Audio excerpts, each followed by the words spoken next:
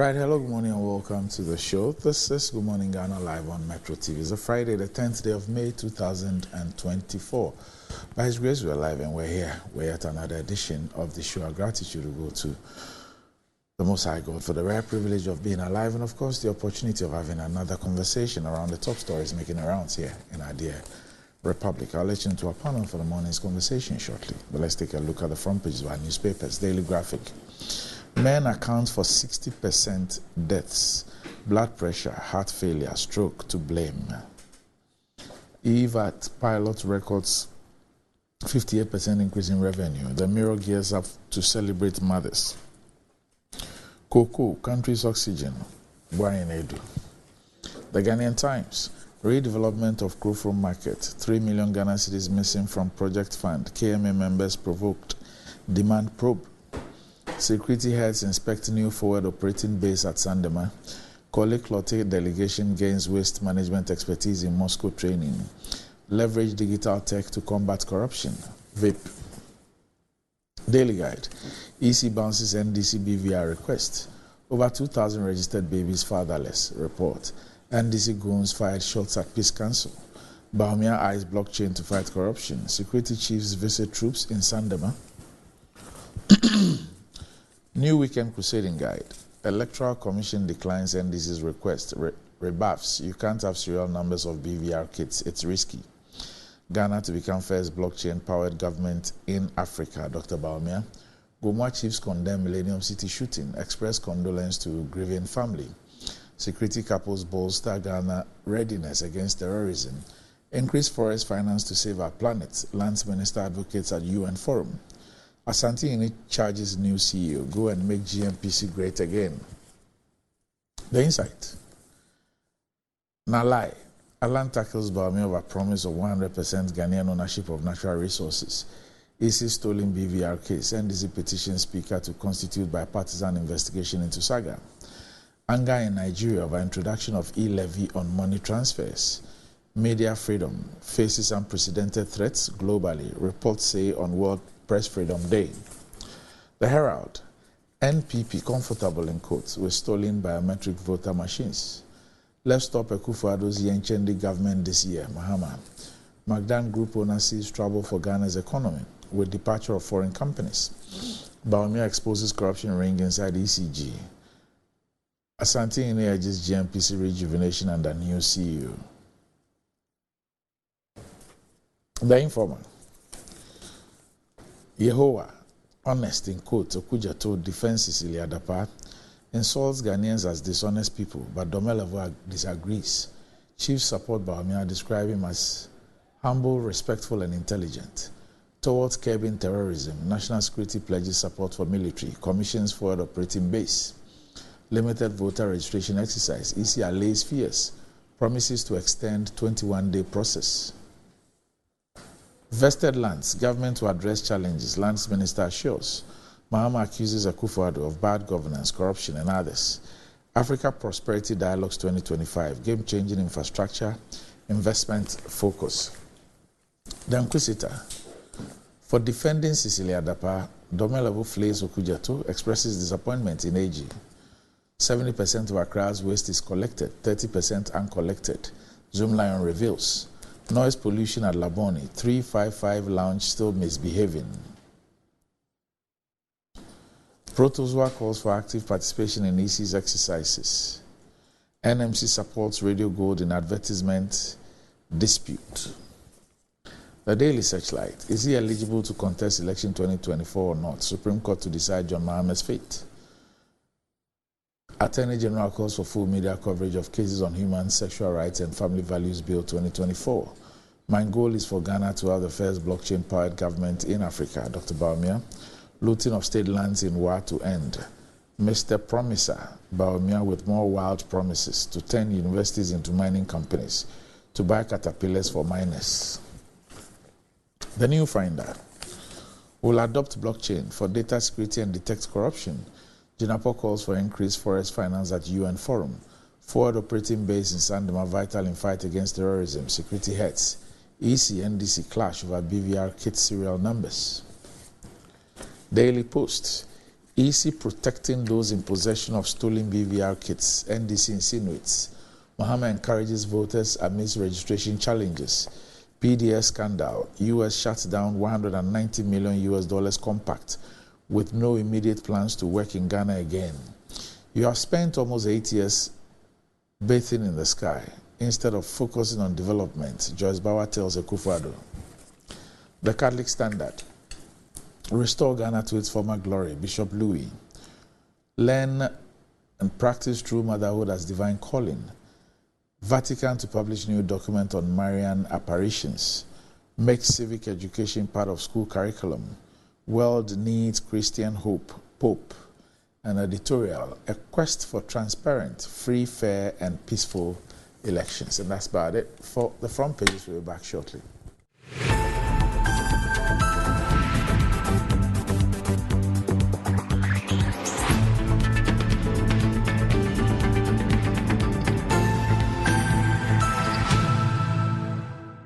Right, welcome back to the show. If you just joined us, this is Good Morning Ghana live on Metro TV. With me on the show this morning, I have the Vice Chair of Baumia 2024, Nana Akumia. Nana, good morning. Morning, Randy. Also with me on the show this morning is the Honourable Member of Parliament for the North Don constituency. He's also ranking member on the Foreign Affairs Committee in Parliament, Samuel Kujato Ablakwa. Samuel, good morning. Hi, good morning, Doc. Right. So if you're looking for that toothpaste that is of high quality, affordable, and great for the entire family, then the recommended family toothpaste is KEL 360 toothpaste. This is approved by the Food and Drugs Authority. KEL 360 toothpaste provides you and your family with all-round dental protection throughout the day with freshness. KEL 360 toothpaste is good for kids, children, and adults. Let your family be a proud family when they step out by constantly using KEL 360 toothpaste. KEL 360 toothpaste brightens your teeth, prevents cavity, and with its cool mint, gives you fresh breath throughout the day and protects the gum from decaying. For consistency and quality, use KEL 360 toothpaste. KEL 360 toothpaste is another product from Samara Company Limited, producers of Sasu. It's available in all supermarkets, malls, and provision shops. Call Samara Company on 0246 864 798. KEL 360 toothpaste, happy smile. And enjoying the fruits of your labor is as important as enjoying the mansions of your labor. The pains of climbing the stairs when not exercising could be challenging for all ages, but worry no more. Lifts and elevators have got you covered with the best portable American pneumatic vacuum elevators on the market today. It's a simple, self-supported elevator for both homes and offices, and guess what? It can lift your goods too. Wheelchairs can fit in, and they come in 3 custom-made models. It's affordable and can be installed within 3 days. Visit Lift and Elevators at Sakumon, or just call them on 0200-535-515 or send a mail to elevatorsgh@gmail.com for consultations and the best solutions in easy vertical movement. All right. So, I see your candidate has been busy this week. How's it going? The reaction from the ground has been very encouraging. The template is that when he goes into a constituency, he meets the chiefs in the region, and then he meets identifiable groups, especially youth groups. And then he does walkabout. He goes to markets, places where the people are in their natural environment, and literally house to house.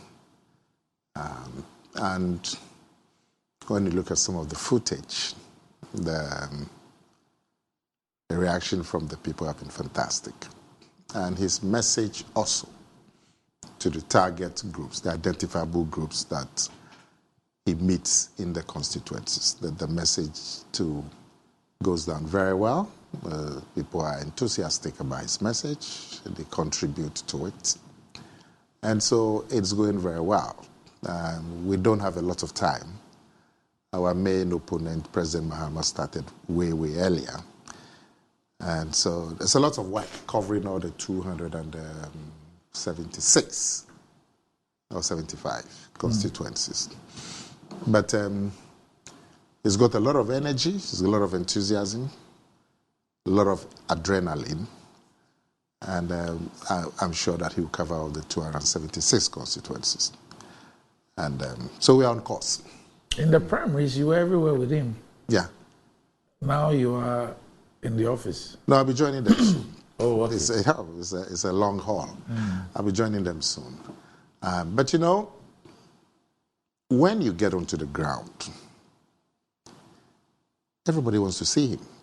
Now, those of us following him, really, maybe just to give feedback, you know. So you watch, you give feedback, but you try to get in the way of the people who push you down. No, everybody wants to see him.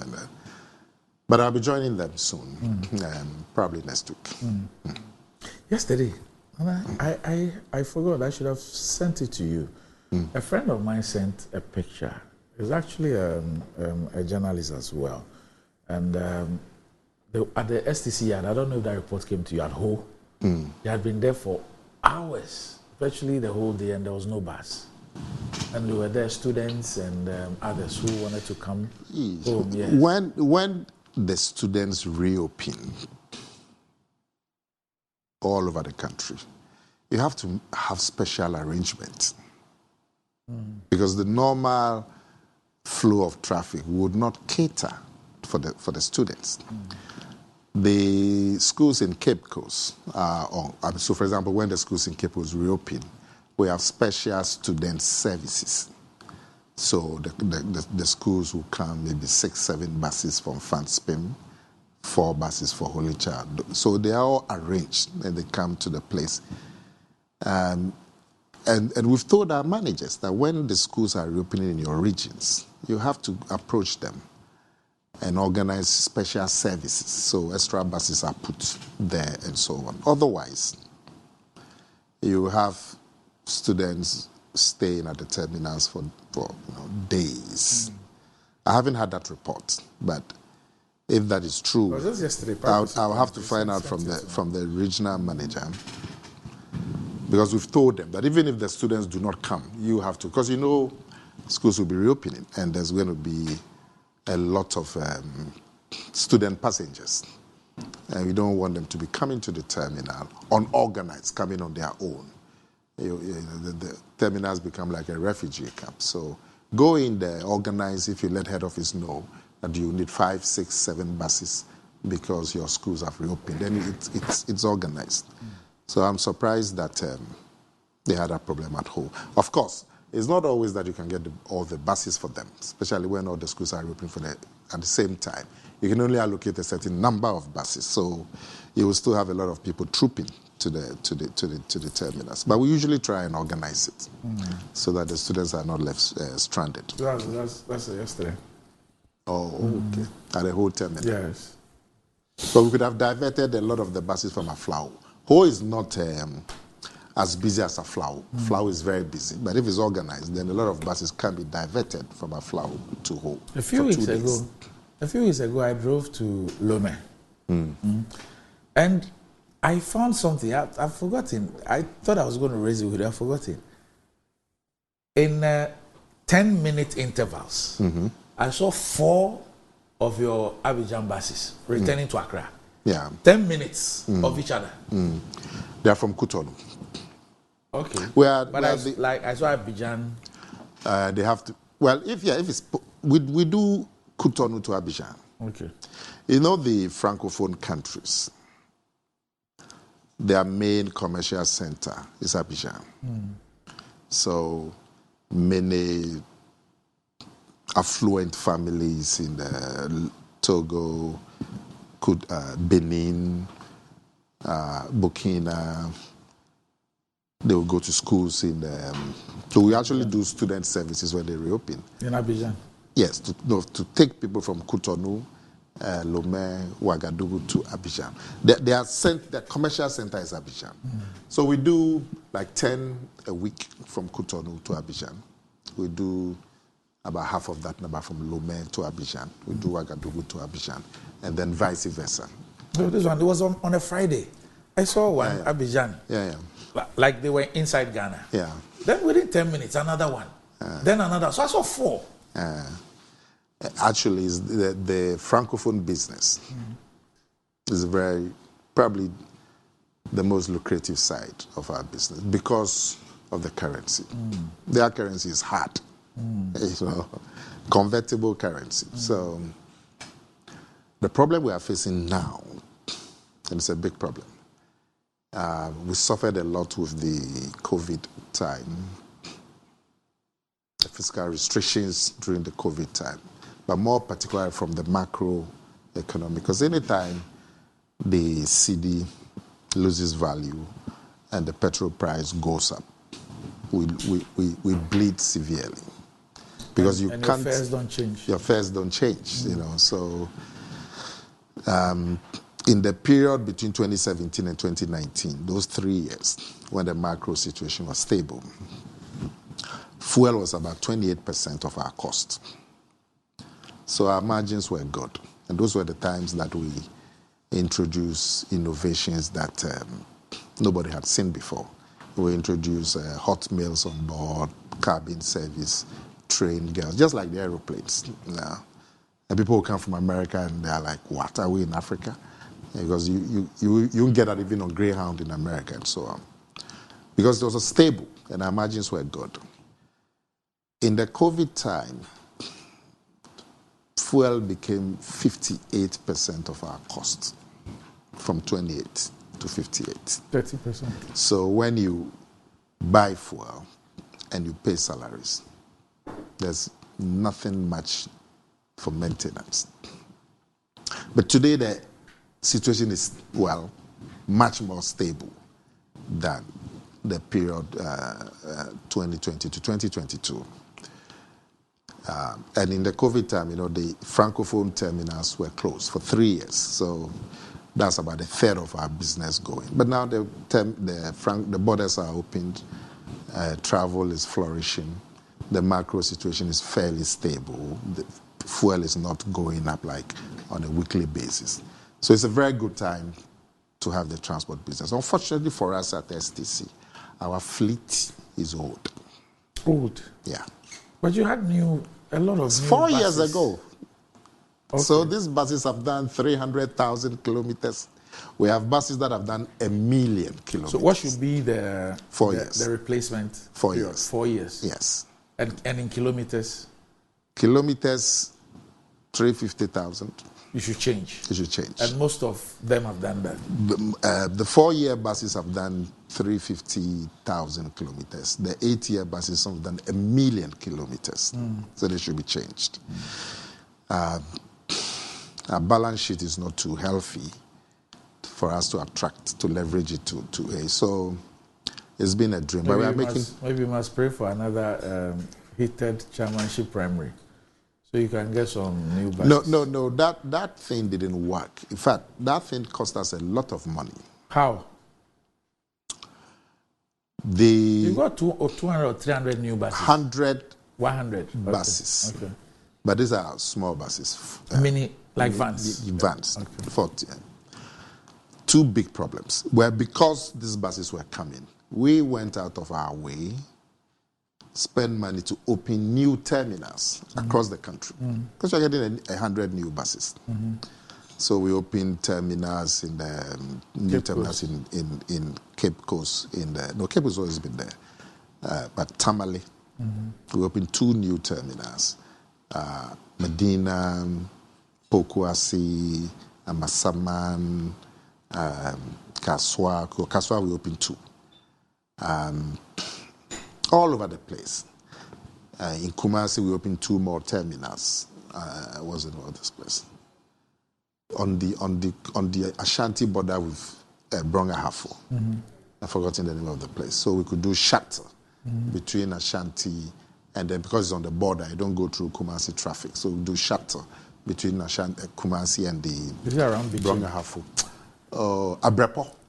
We opened a big terminal at Abrepo and all of that. And then these 100 buses came. 2 things. They were 12-seaters. Instead of? 14. Okay. So, commercially, it was going to be a problem. Because once we take our margins, what is left for the owner is quite small. 2, they were petrol. Not diesel. Not diesel. Petrol burns faster than diesel. So if you're going to do commercial transport, diesel, you get because petrol burns faster. But most importantly, after we spent all the money and done all these new terminals, the people who brought the buses got into an ownership dispute.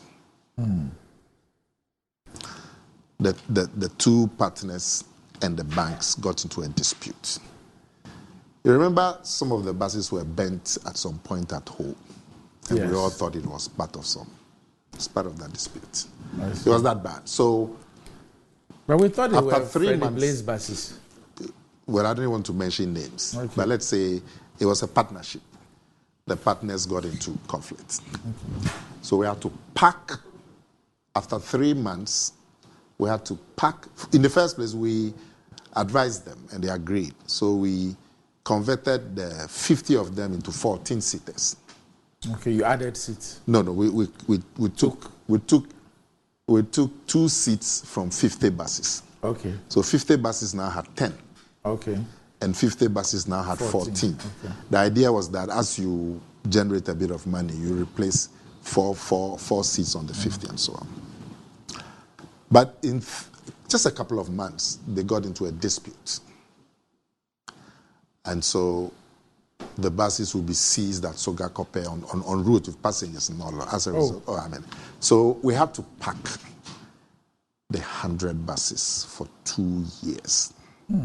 Yeah, that's what's happened today. Eventually, we got them to come and take the buses. We even said, look, whilst you people are in courts and all of these things, let us operate the buses. Put it into an escrow for you. When you finish your court case, the money will be sitting there for you. I mean, the disagreement was so hot, they couldn't even agree on that. Eventually, we had to get them to come and take the buses after they've been parked at our place for over 2 years. They found a place at Circle and went and parked them there whilst they are in dispute. Oh, that's what we saw that That's footage. what they said. With your STC brand? No, because we had removed the branding. But one of them, they were all over the place. Some were at Aflau, some were at Ho. They brought one, which the branding hadn't been removed. Oh. And then, of course, they said Nana Komia had stolen some STC buses, parked and was going to sell them and all. But, so you have to come and explain. So we lost a lot of money. The investment that we did in the terminals across the country, new terminals, so that when the buses it didn't materialize. But that's gone. But what we need now is a new fleet. And how many? If we get 50 new buses. The big ones? The big ones. Okay. So we are making arrangements. Yeah, we'll be making arrangements, and we hope that we'll be able to get some. If we get the new buses, we'll be back. Okay. Now, like I said, the macro situation is better. Fuel is now just about 33 of our cost, 33, 34.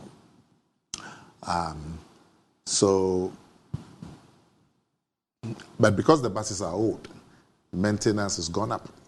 If I showed you the maintenance bill monthly, you'd be amazed. So that's what we are trying to do, get a new fleet. So, Sammy, this week you've been quiet, but there's a video I saw. When I saw it, you were the first person who came to mind. And it's about something that happened at the Public Accounts Committee. I don't know if it's come to your attention, but I'd like the producer to play that video. The Bank of Ghana and the Auditor General were at the Public Accounts Committee, and this has to do with the Pualugu Dam and some $11 million classified as final payment. And I'm trying so hard to have an understanding of what's happened. I'm sure that is early days yet, but let's just watch that particular encounter at the Public Accounts Committee. Okay. Thank you very much, Mr. Chair. Page 23. Page 23. Somewhere you will see final payment for construction of the Kwalago irrigation project. Yes. Qualgo Irrigation Project, final payment. 2-3. At the top there, you see the last but one. Final payment for the construction of the Qualgo Irrigation Project. The question is, I thought probably before payments are made, contractors present certificates. Because when you get to Qualgo, there's nothing there. There's no even a pole. There's no even a signboard. And if the contractor is taking $11 million, there's nothing. There is no even a what do we call it? Like a container. You can't even see the project site. So what certificate was presented before this money was paid? That's my question. Oh. The sun there was at all. There's no even sun on the site. You can't even identify the site. Let him answer. So I want to know how that money was paid. Yes, he will answer. I think the amount you're referring to was paid in 2021, not 2022. And the auditors would have to tell us because they must have cited their documentations before they wrote this report. The Auditor General, yeah. So maybe they can explain. Before then, if assuming that it was something like a mobilization, but if you say final, okay. No. It's a final payment. It's a final payment, okay. Can we, auditors, could you help us out over here? It says final payment. Now, the honorable member is saying that there's nothing at that site. I'm sure when you did the audit, you saw something.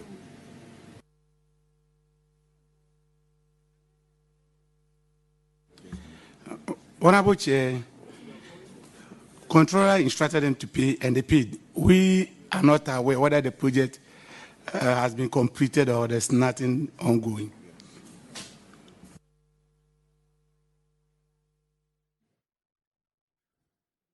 Sammy, you've seen this video? Yeah, and Doc. We're talking about $11 million as if we're talking about 2,000 Ghana cedis. How many times are we going to see things like this under this Akufo-Addo-Bawumia administration? There is a tall list of fantastic sums of money paid to people for absolutely no work done. $11 million.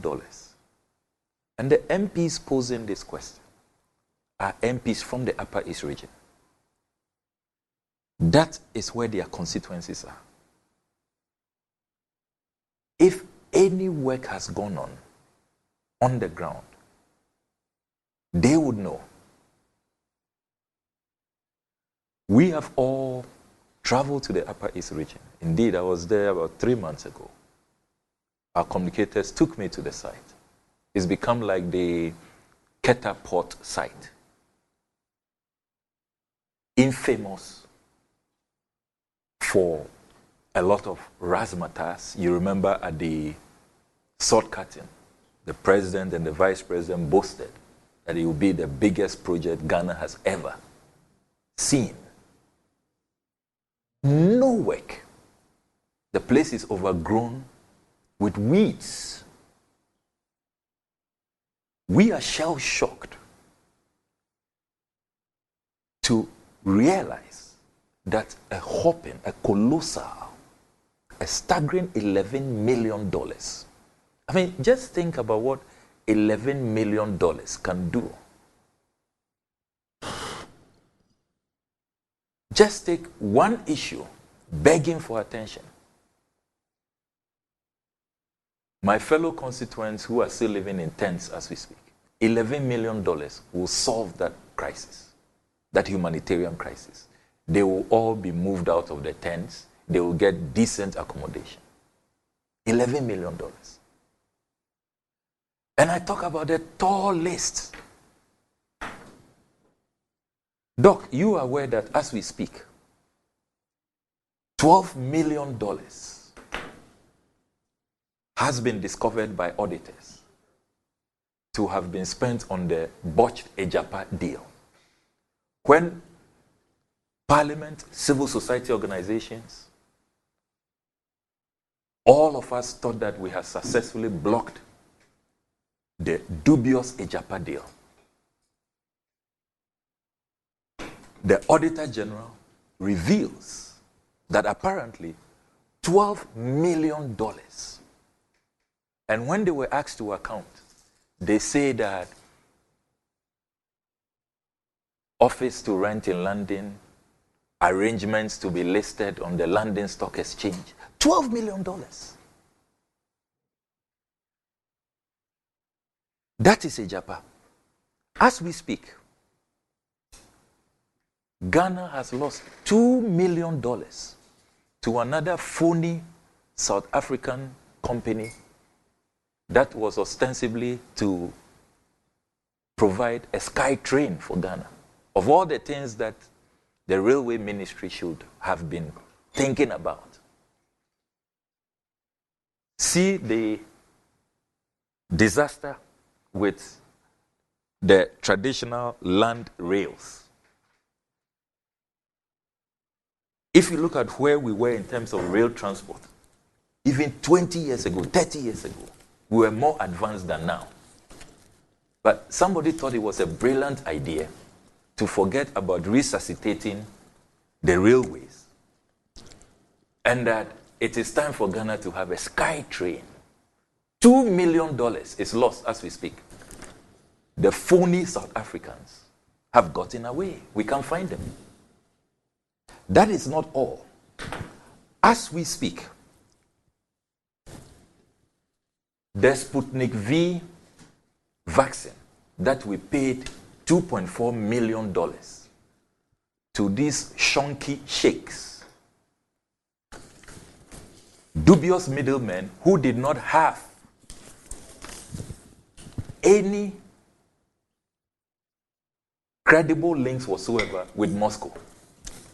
Indeed, the ranking member on the health committee and I paid a courtesy call on the Russian ambassador to find out if they knew about this Sheikh Maktoum, who our former health minister was happy to deal with.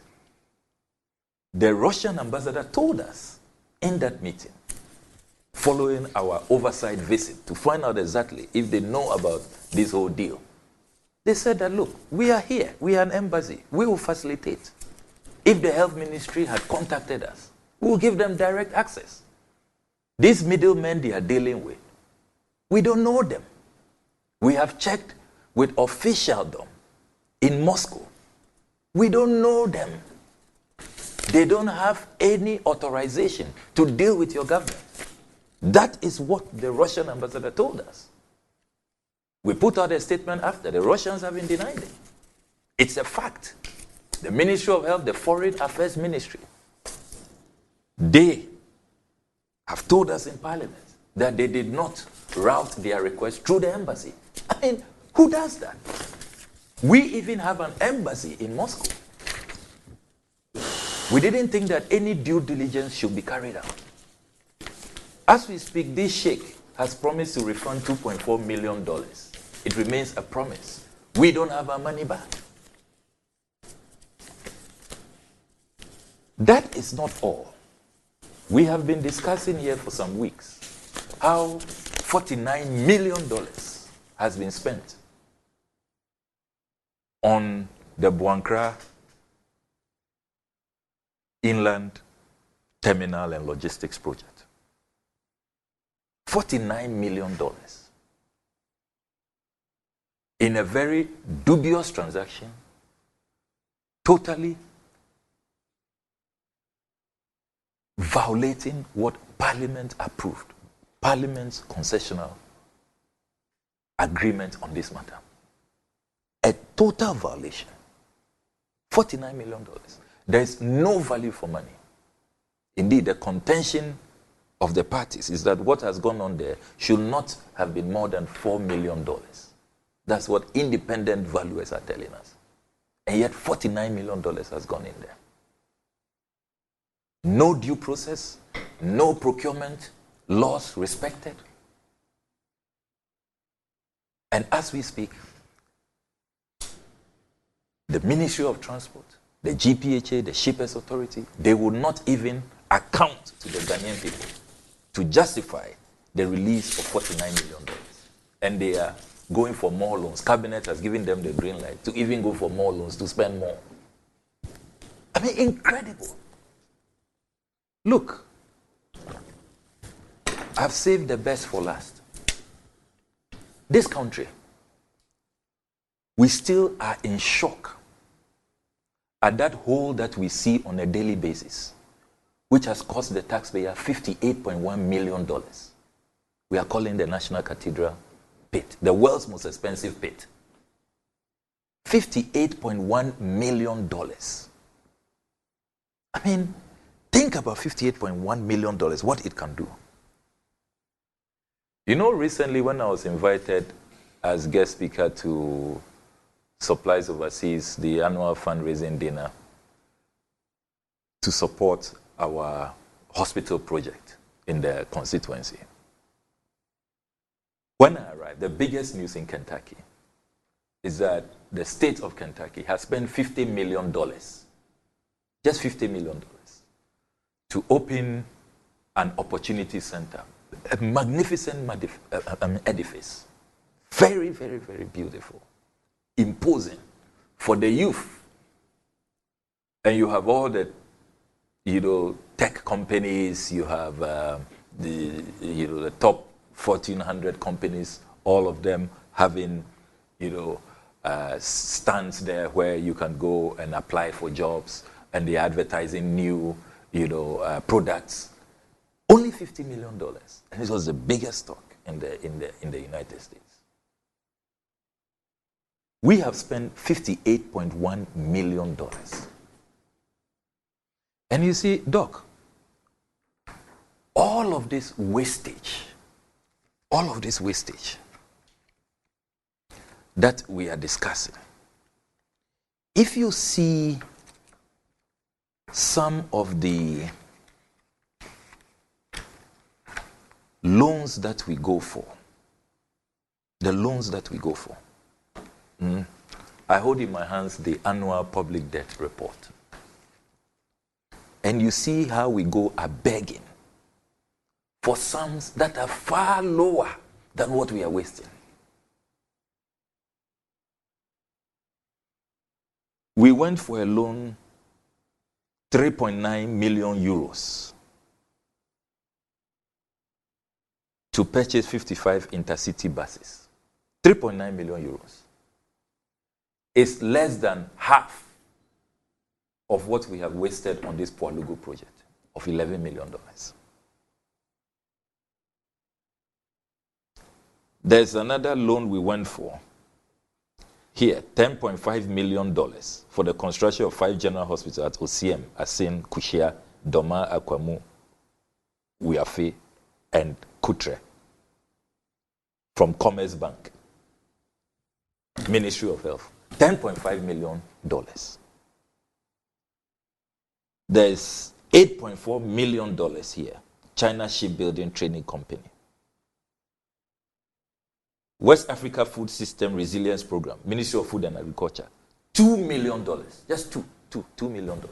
Less than what we have given to that sheikh who came to deceive us, clearly an imposter. Our health minister didn't do any due diligence. He's flown away with our $2.4 million. And yet we have gone to borrow. We are disturbing the World Bank. We put in the application 25th March 2022. These are documents submitted to Parliament by the government. $2 million and 80,000 for the West Africa Food System Resilience Project. Poultry sums. So, our problem in this country, it's not that we don't have money. Our people should not be living in the squalor, the poverty, the deprivation that they find themselves. It is just the bad leadership, the wastage, the corruption. And you see how people even pass the buck. Look at the cavalier attitude of the governor. I mean, no panic. He doesn't take responsibility. So let's go and find out from the controller. Let's find out from those who paid. The auditor should give us more information. And that's it. Doc, there is a statement John Dramani Mahama made this week in response to Nana Addo Dankwa Akufo-Addo when he said that Ghanaians should not vote for John Mahama because he will not protect his legacy. Former President Mahama's response is just so apt. Absolutely fantastic. That look, he is not going to protect a legacy of corruption, a legacy of nepotism, of economic mismanagement. I salute former President Mahama for that response. And Doc, if you listen to Ghanaians, as we all interact, as we communicate with fellow citizens on a daily basis, the number one issue now on the minds of Ghanaians is a firm assurance that there will be retrievals of all of these looted funds in the wrong places. That is the firm assurance Ghanaians are looking for. Ghanaians do not want this legacy protected. And that is why many Ghanaians are celebrating President Mahama for that response. They want the firmest of assurances that when we come to power from January 2025, this Pualugu $11 million will be retrieved. And those who carried out this scam will be punished. The Sky Train, $2 million, must be retrieved. Ejapa, $12 million, must be retrieved. The Sputnik, $2.4 million with that shonky shake, must be retrieved. The $58.1 million spent on the world's most expensive pit, President Akufo-Addo's cathedral, there ought to be retrievals and sanctions.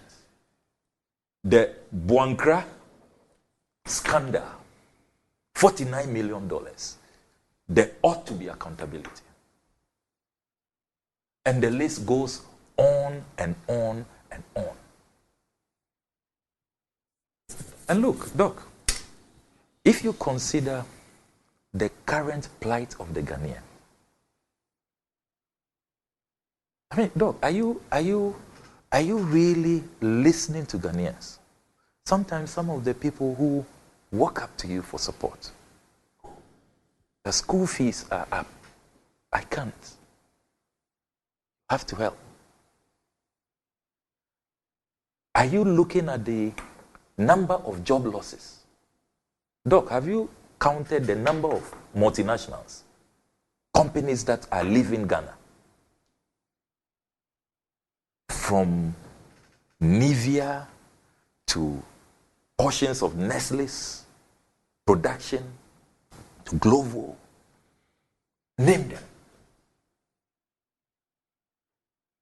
They are living in droves. Already, when the last population and housing census was carried out, unemployment rate is at an all-time high. We haven't seen it at 14.7% before. I mean, we thought 8% was high the last time the population and housing census was conducted. So there are massive job losses. People are living in abject poverty. Many people have fallen into the poverty line. And I'm happy that one of the things President Mahama says he will not protect is how thousands to millions have been pushed into the poverty bracket. That is the legacy of Akufo-Addo. So, it is now a double whammy. You are being hit with the effect of the economic mismanagement. See where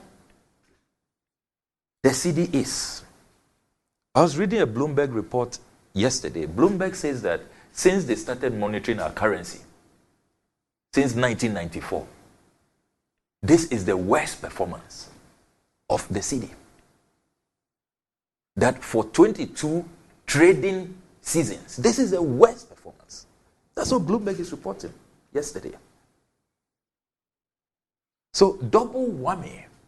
You are being hit with economic mismanagement, high unemployment. People are suffocating. They are suffering, excruciating hardship. And then to make matters worse, the managers of the economy who have plunged us into this mess, on a daily basis, you just hear of new amounts of money, new figures. I mean, colossal sums. Look, if, let's say, some $100,000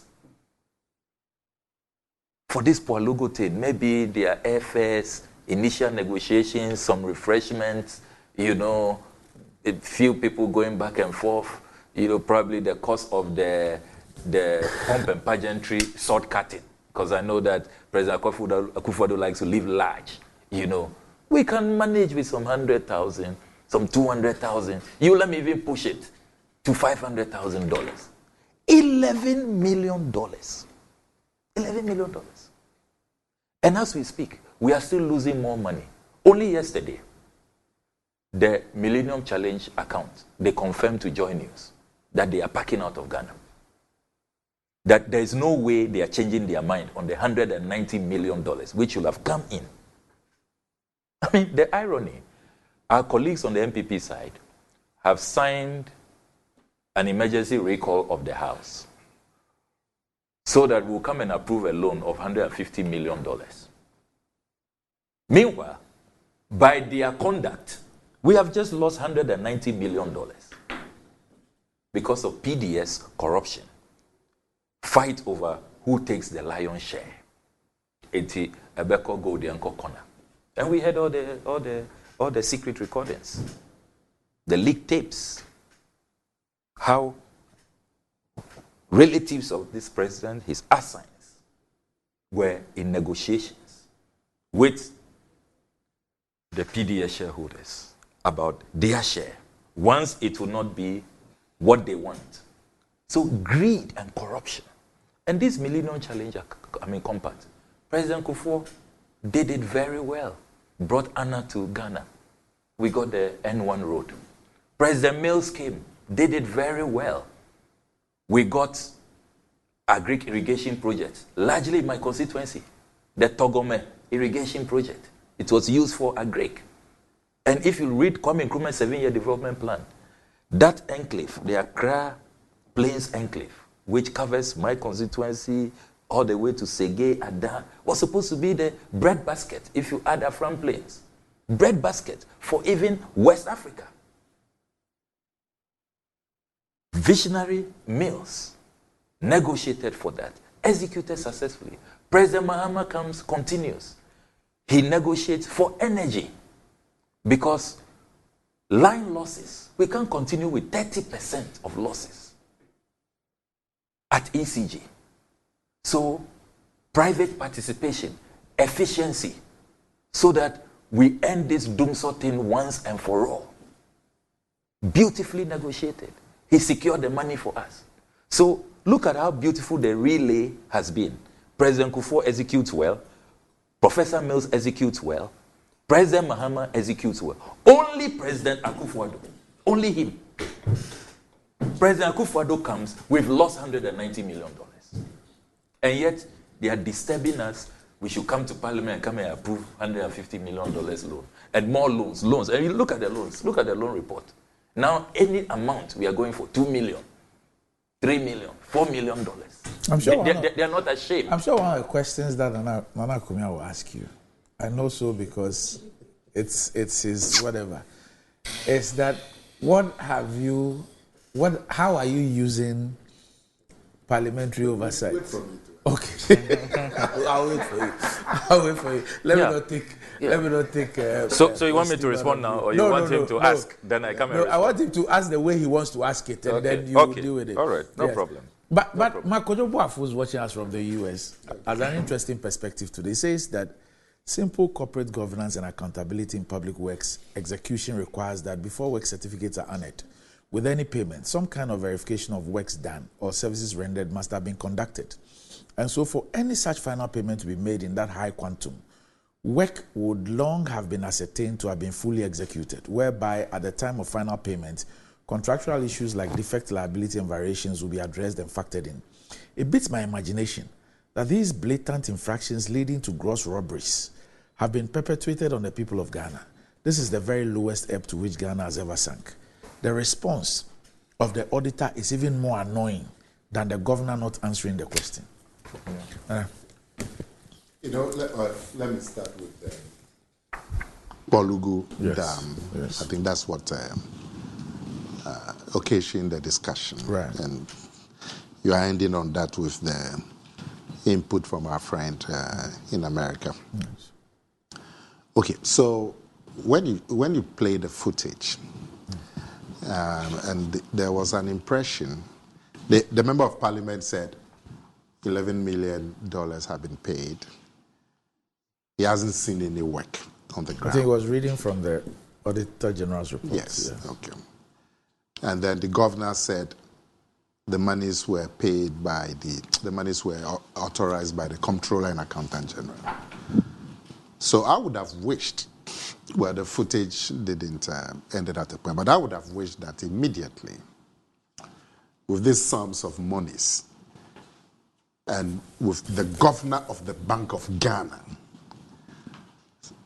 admitting to the payment and saying that he doesn't know much about the work on the ground for the payments, but the payments were requested by the comptroller. And with that testimony, I would have wished that the chairman of the committee would have adjourned proceedings of the committee for an hour or two and summon the comptroller and accountant general to show that if that office authorized the payment, they could provide some information, because this was the sums of money involved are huge, and this was a live event.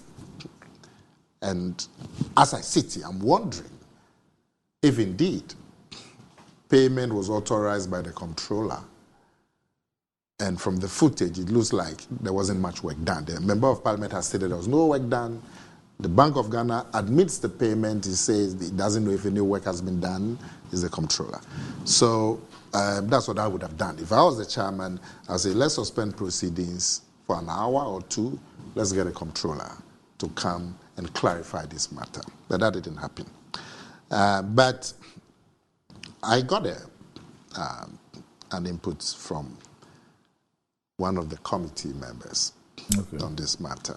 And he says that the state contracted a company to construct the Polugu irrigation project. The cost of the project was about $250 million. Now, the contractor applied for 5% mobilization, backed by a bank guarantee.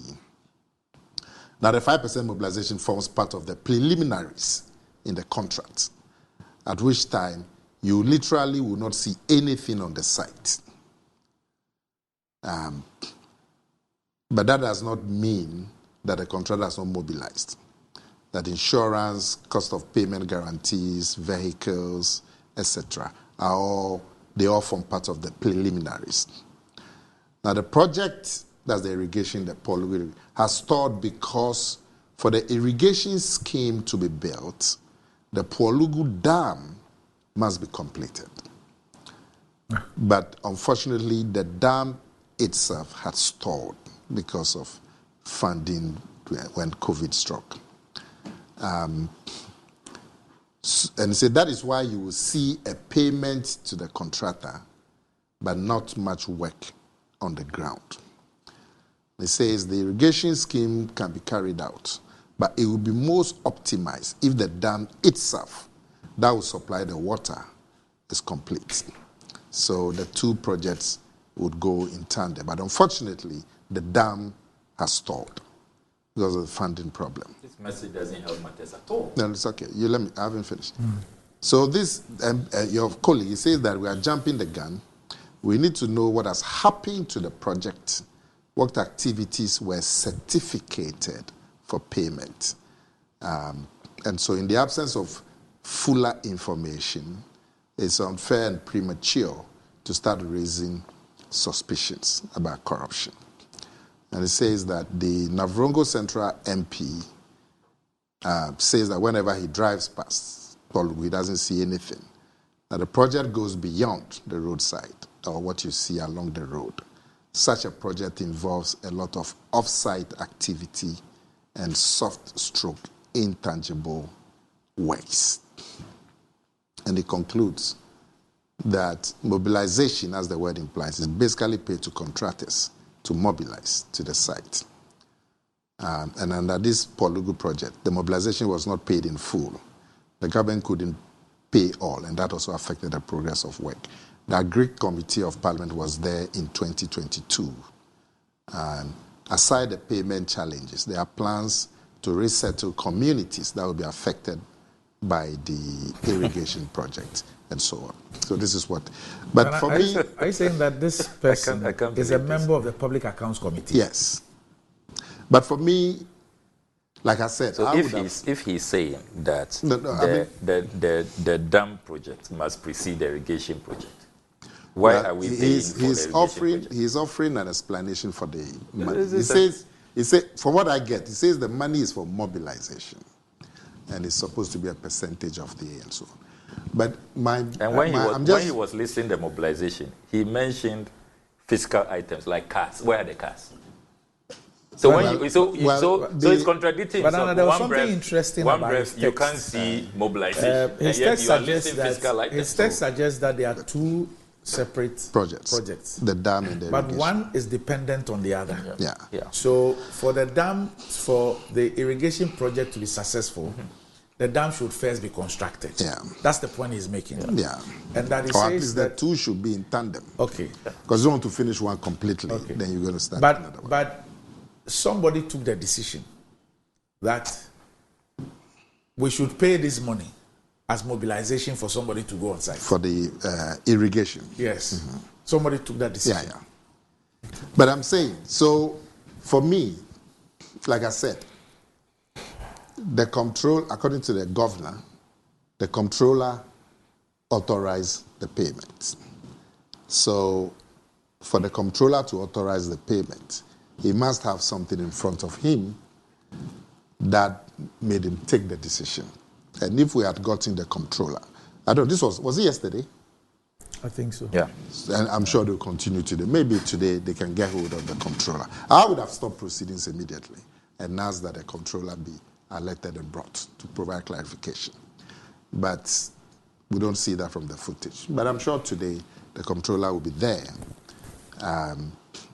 to tell the committee the basis of the authorization of the $11 million.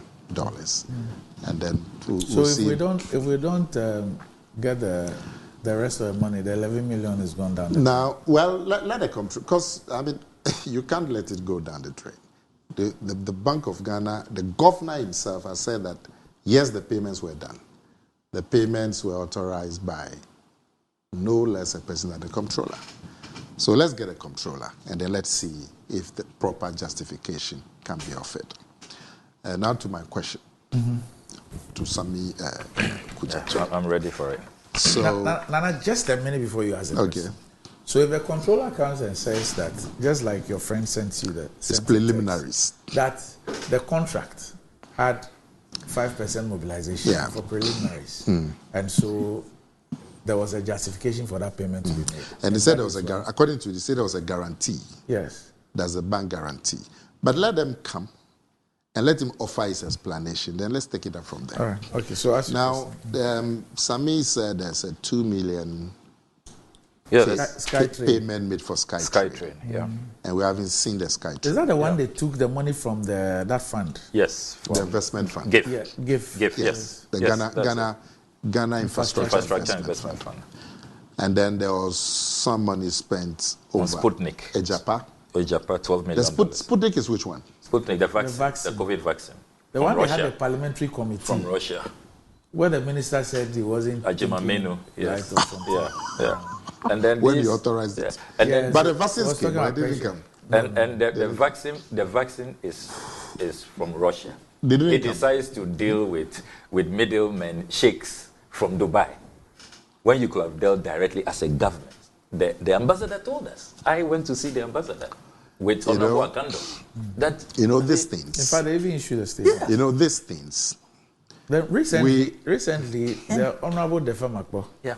also made a disclosure about some money that we also have with one of those, whether it's a UN agency or WHO group, for some medications.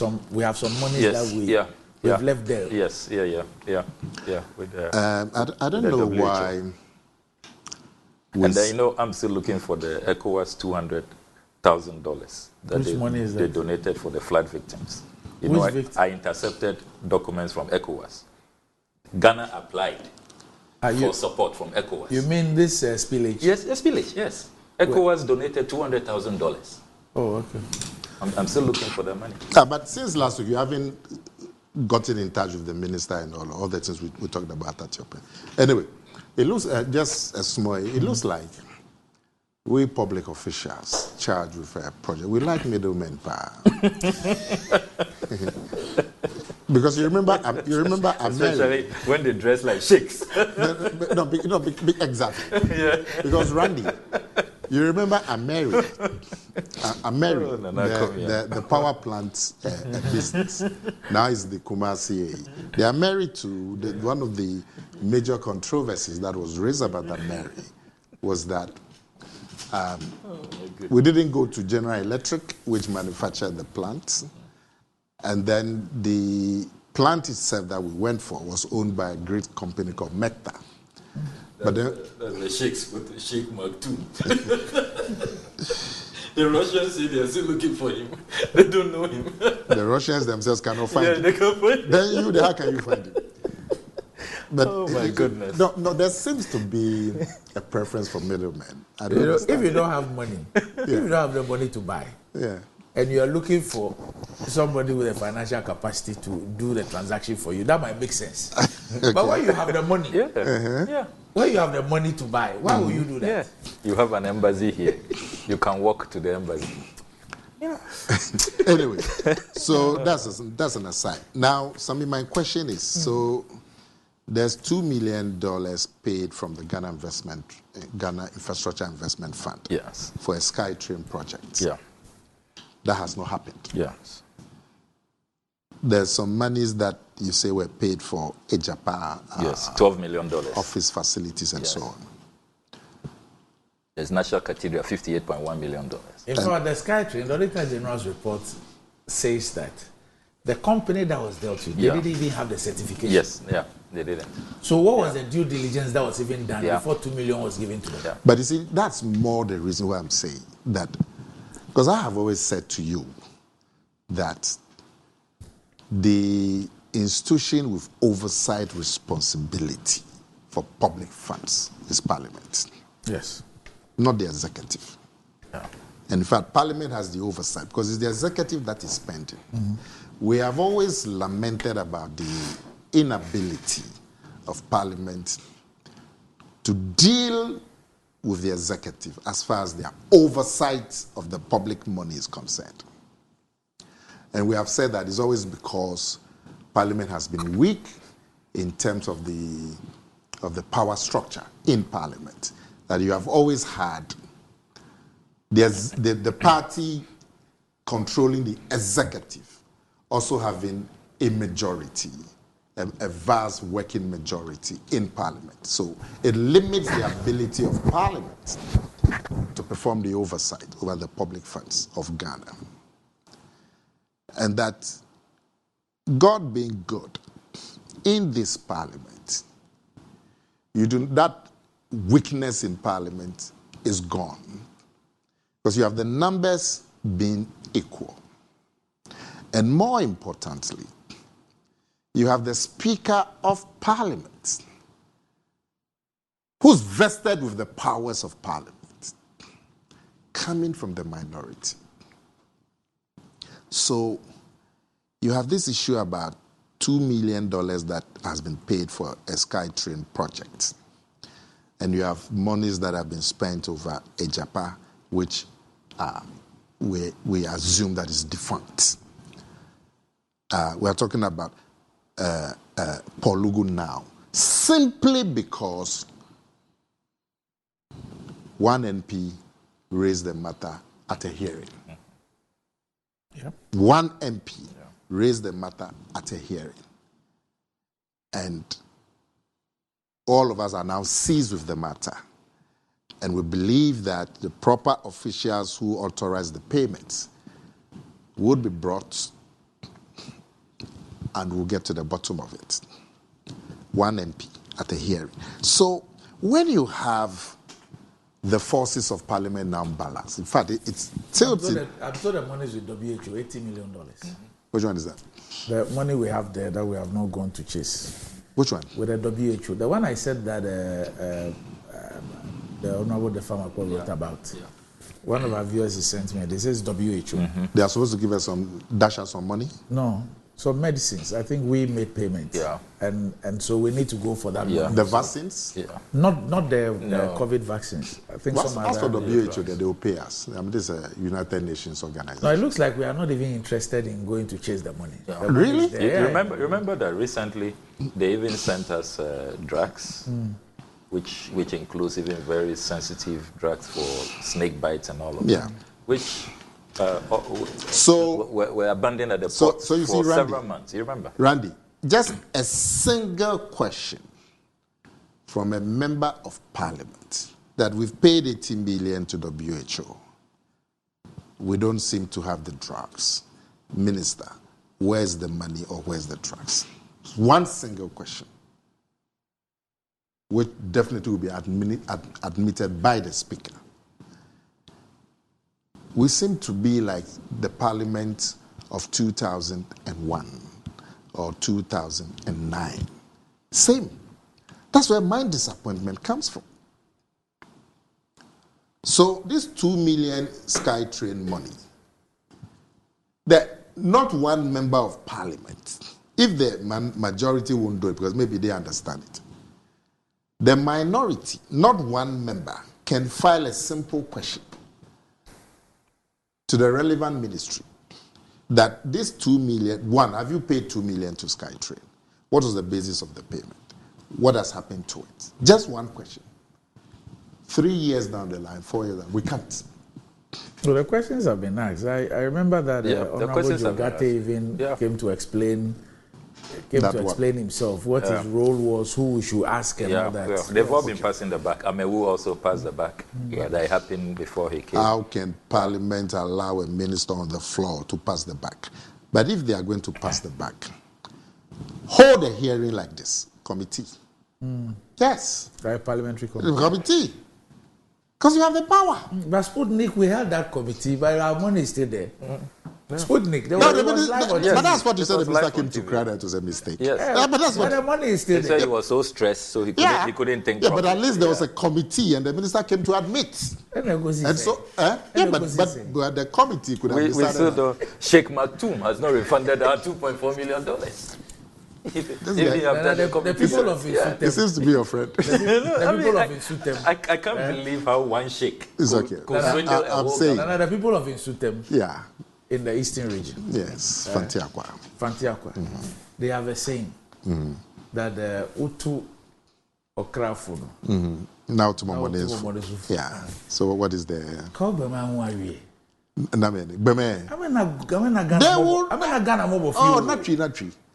Not true. They, I'm sure they will tell you that, like the message that I got from the they will tell you that things are on course. But this message. You understand what I'm saying? Yeah, but it says it's mobilization. How do you get to the truth? Right? You see, that is it. Because I mean, the people, we politicians. So can he tell us where the cars are parked? He said they bought some cars, mobilization. I think he was just speaking in general terms about what it will be for. Listen, I will give you his name, and then you go and ask him. Okay. Because I also need to know where the cars are. But the fundamental issue that is affecting our democracy in terms of delivering accountability and probity is being lost. And so we have had, like it used to happen, accusations and counter. Look, I remember in the second parliament, there were 63. 1997 to 2000. There were 63 members of the minority. And there were 133 members of the majority. You have this elder, in fact, he was the oldest member of parliament at that time. J.H. Mensah. I was the youngest. So I was his opposite. Myself and Sly Mensah. But J.H. Mensah, the kind of probity and accountability, even with those numbers, the impact that he made, I think back to that time. Even before the 1997 to 2000 parliament, in the parliament of 1993 to 1996, the first parliament, Hawa Yakubu, one single woman, she will come out of parliament and hold a press conference on the corridor and make the issues public issues. One single woman. Now you have a situation where the minority is not a third of the house or one single woman. They are half. And you have the speaker. They are holding press conferences every day. They are getting some parliamentary committees. Some. You see, listen. Some of us have even become... It's not about press conference. Everybody can hold press conference. Because you hold your press conference, you talk your story. Me too, I talk my story. Where is the accountability? There has to be a force that can prove to get accountability. So where are the independent? Now you see, where are the independent and you see, anti-corruption to illustrate, agencies, Nana? But they are agencies. Assuming that these guys are playing politics. I thought the reason, because you know the last time we were here and then I was talking about how unfathomable it is to see two agencies in the electricity sector trading accusations when our issue is about delivering electricity for us. Yeah. Now, last week, what did we see? 3 anti-corruption agencies trading accusations. Yeah. I've never seen some before in my life. On the Cecilia Adapa's issue. Attorney General says this. Ioko says this. OSP says this. The agencies that are supposed to collaborate. But Randy, I'm saying, and you agree, that the Constitution of Ghana vests the oversight over public monies in Parliament. And if, look, as what we are speaking today, why are we speaking about it? Because a parliamentary committee. Yes.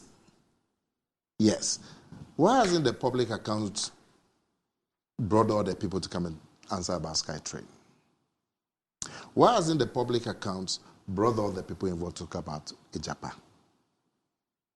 You see, so for me, you need to move beyond the trading of accusations.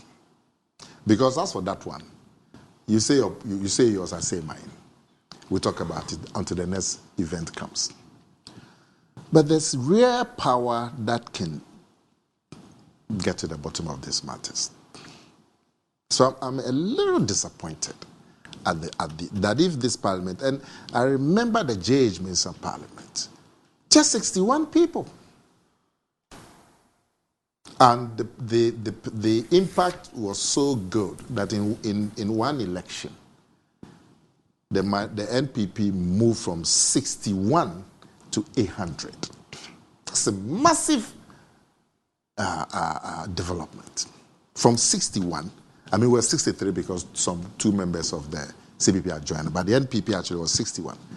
And we moved from 61 to 800 in one election because of the effective leadership provided. You know, so when now that the numbers are balanced and the speaker is from the minority, it's like the Public Accounts Committee. The chairman of that committee and the majority of members on that committee are from the minority. It was designed by the Constitution to be the spearhead of accountability by Parliament. Now the entire Parliament can be likened to the Public Accounts Committee because the Speaker of Parliament is from the minority. And yet, you have these lingering issues. Say 2 million, SkyTrain. We'll talk about it. And then we go, then Japan, then talk about it. But Anna, shouldn't the executive who we voted for, who've taken our $2 million and given it to somebody for a SkyTrain, be telling us what has happened to the money? Now, if they haven't told you, yes, because they believe that they are acting in your best interest, and you believe they are not acting in your best interest, because you haven't seen the SkyTrain, how should that matter be resolved? They should be brought to accountability. The Parliament should stand for you and for the executive and say, because you and I, we can talk about it on this platform. This your platform goes everywhere. But that's all that it does.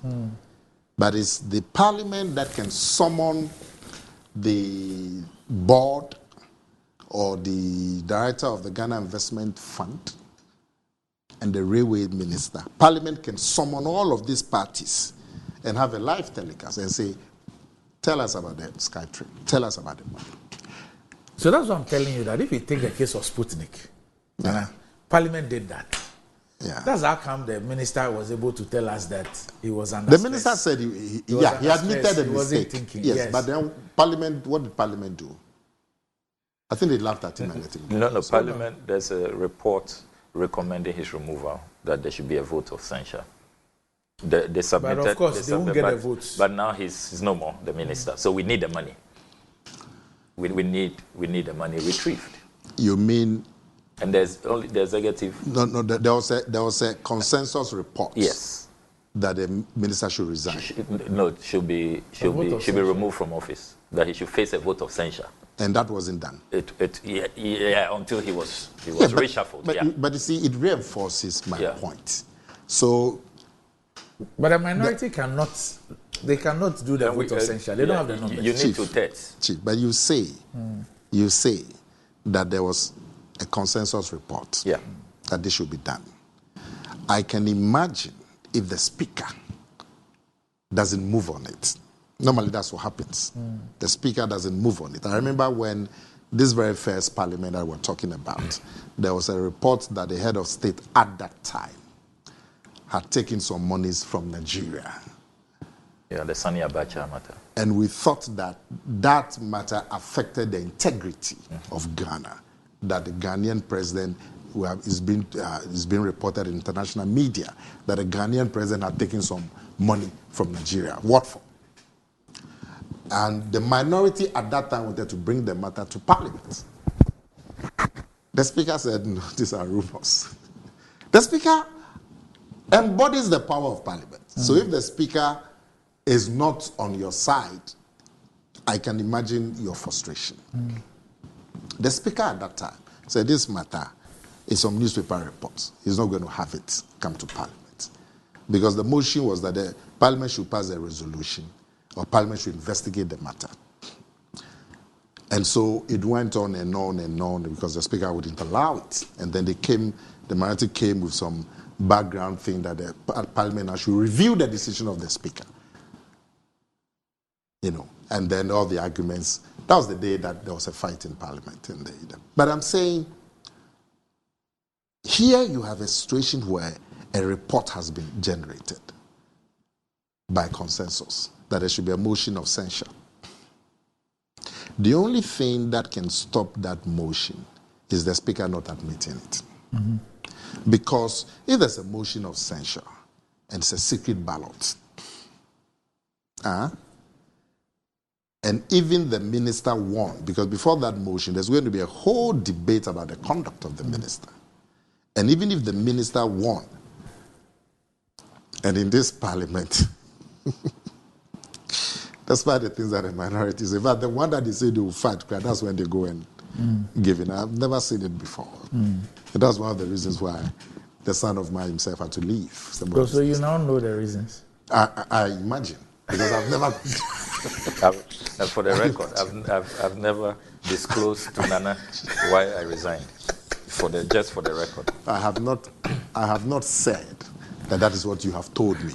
I've said that this is what because you have steadfastly refused to tell us why. So I'm just having an intelligent aid. So I'm saying that here's a situation where Parliament has the power. That power has not been effective because of the structure of Parliament since 1993. Fortunately for the country, you have a situation where Parliament is now, let's say, controlled by the minority. So the entire Parliament now is like the Public Accounts Committee. We should be getting much more than what we're getting. Than we are getting, because these raising issues, we used to raise issues when we were 61, and they will brush it aside. We used to raise issues when we were 61. Now it shouldn't be just raising the issues. So it's and then my second point is that Samuel Kujeto says that the record of Akufo-Addo, the legacy of Akufo-Addo is bad. We talked about all of this. But if the record of Akufo-Addo is bad, John Mahama's record too is bad. You can't run away from it. Even if we limit ourselves to just dealing with the treatment of the public purse. Take corruption. We had JIDA. The JIDA corruption scandal. You had the SADA, the famous are confirmed and all of that. Bas Branding, the Ford, Saglemi, the tree planting, Sipton Switch, Suba Info Systems. Plenty.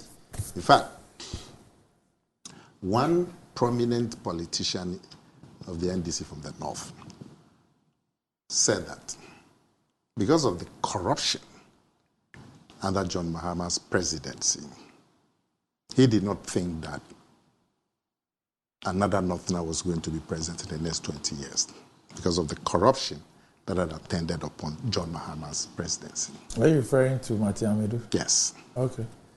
So, if you say Akufo-Addo's record is bad, in this case, like I said, because of the balance of forces in Parliament, you have the power and the opportunity to hold Akufo-Addo's feet to the fire. You haven't done that.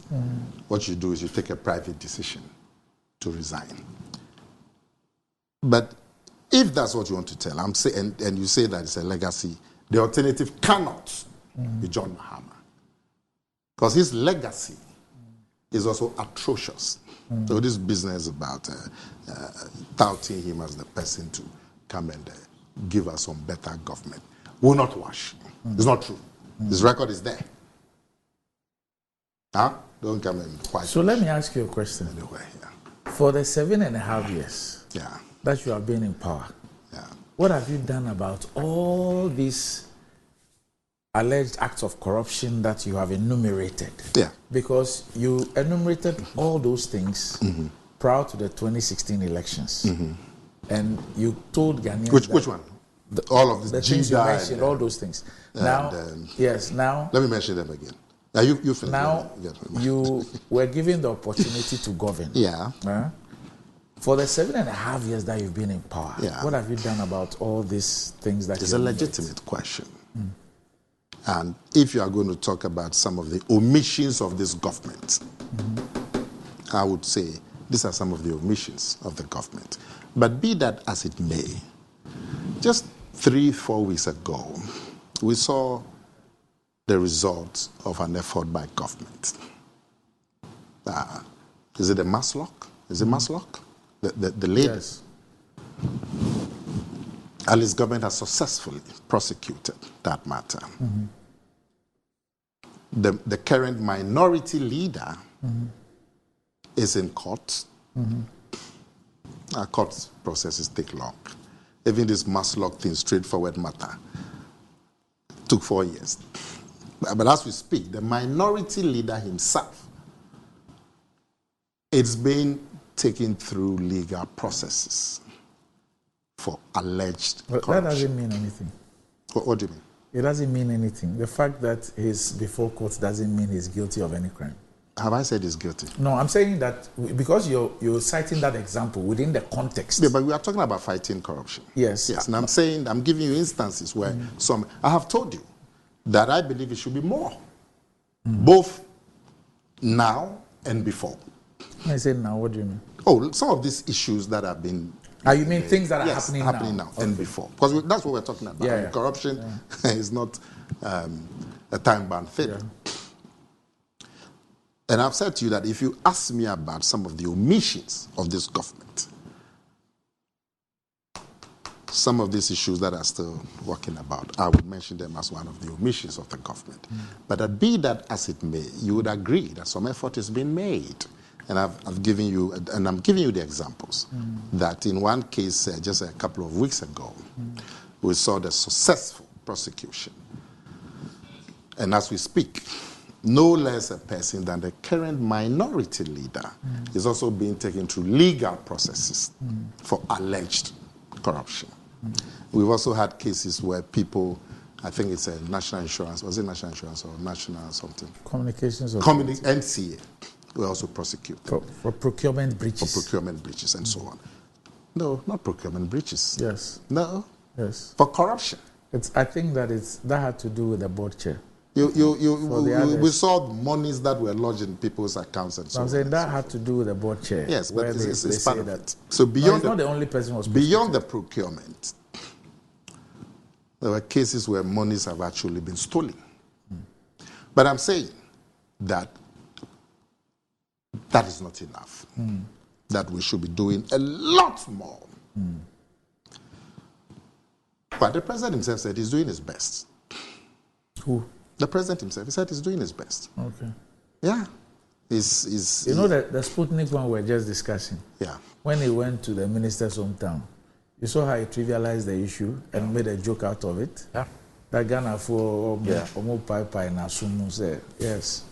That's his best. When the president really spoke, doing his best. Listen, when the president spoke, he told you the laws that have come into place, the offices that have come into place. They said he's a clearing agent. He explained that it's not justified. And so what I'm saying is, he also feels he's doing his best. We can agree, or you can have the opinion that the best is not enough. No problem. But at least I'll give you just one example to buttress that. Just one example. No, but I'm saying to you that if you ask me... Not an example of an act of corruption. But what? When the president was justifying the need for the Office of the Special Prosecutor, one of the key things he said was that people have the opinion, and they always say that you're unable to deal with your own because of the AG and being part of cabinet and all that. And that is one of the key reasons why we need the Office of the Special Prosecutor. However, under his tenure, anytime there's an issue about an official of his government, it is not referred. Anytime his government decides to refer anything to any agency to investigate, it does not rely on the OSP. Who does it rely on? The police CID or some other body. And I always, anytime that happens, I play back that key justification for the setting up of the Office of the OSP. Because the CID might be handicapped in prosecuting sitting officials. That's what you are saying. But Well, he said it. Yeah. Yes. No, so you thought it would be best if he referred this matter. No, on the basis of a justification he even made. I'm agreeing with you. Yes. I'm agreeing. So you in your thinking, because of that justification for the OSP, it would have been best if he referred these matters to the OSP. Would have been walking the talk. Yes. I don't have a problem with that opinion. But the OSP, do they need, the office as set up, does it need a referral from somebody? No. But when another agency is seized with a matter, then it becomes a problem. So if you recall, the ANAS and the mining thing he did, he did some expose. Okay. You realize that when he finished, he petitioned the OSP. And then government, through the ministry, then also invited the police CID. Then the police CID invited him, and he said that the person who did that, he referred to the OSP. And so there's no way he can deal with it. And the anti-corruption coalition and all that raised that issue. Okay. That if the OSP sees with the matter, why would you refer the issue to another and have a parallel investigation on the issue? Yeah. And true, when the CID finished the report, they indicated that the person who did the expose, they did not cooperate with them because he said he had already petitioned. Yeah. So they issued a report minus the input of that person. So the point, your point is that the fight against corruption can be better. That's your point. Oh, I won't use those words. No, if you use those words, I agree with you. Because I've told you already that if you ask me, one of the omissions of this government, all these cases that are begging for investigation, I'll point it at one of the omissions of the government. So I don't have a problem.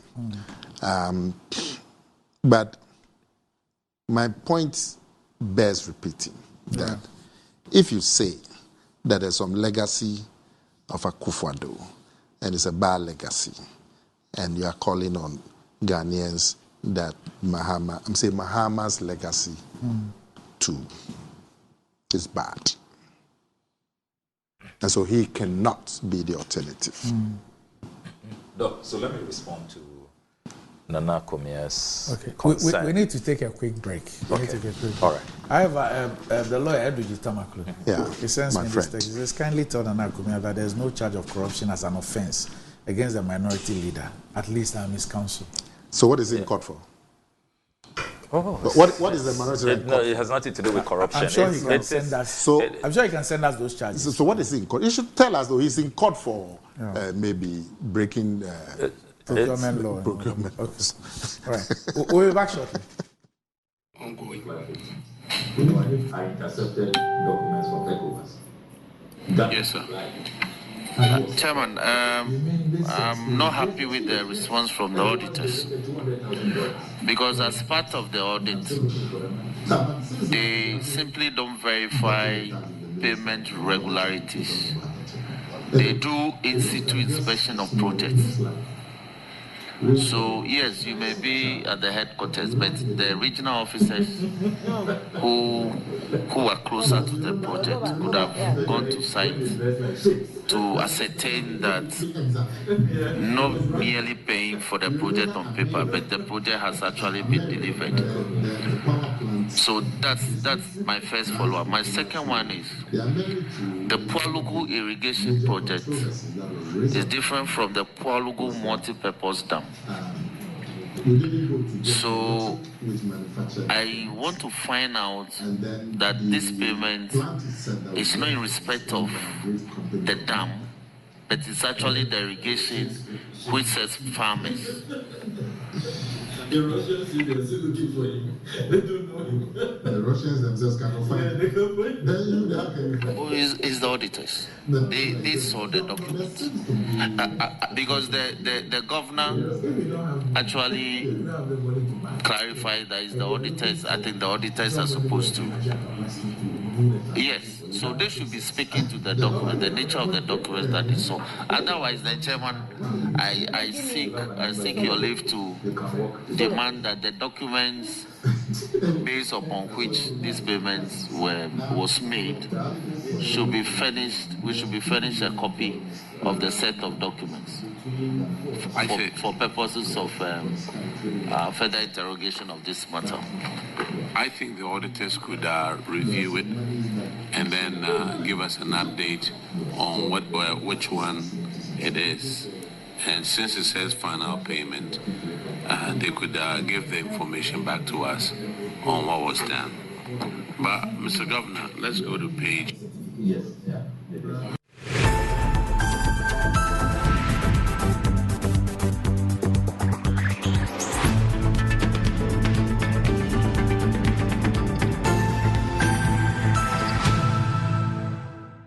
Right, welcome back to the show. If you just joined us, this is Good Morning Ghana live on Metro TV. Story me, I have Nana Kumi and Samuel Kuja to a Blackwa.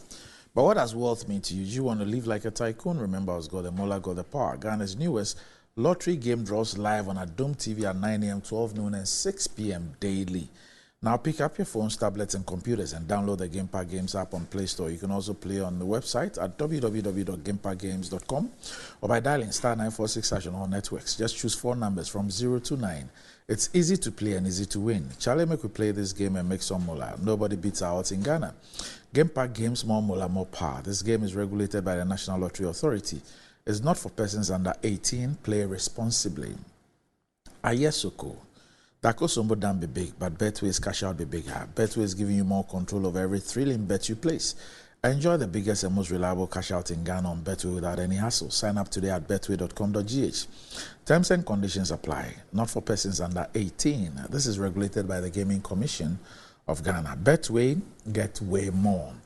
And Blue Jeans energy drink has been on the Ghanaian market for over 20 years. We already know what it does for the body.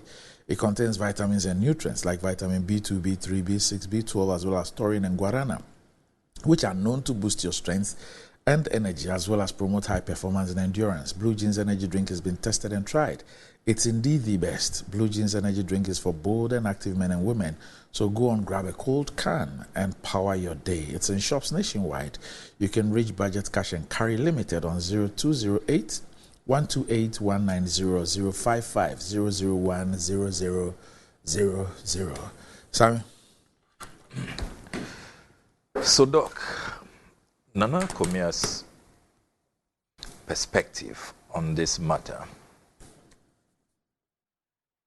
to be very honest with you, is akin to the one who says that let us not blame the person who opened the stable for the horses to bolt in the first place.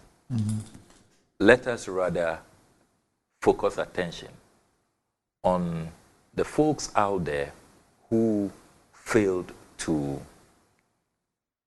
apprehend the horses when they have already bolted from the stable.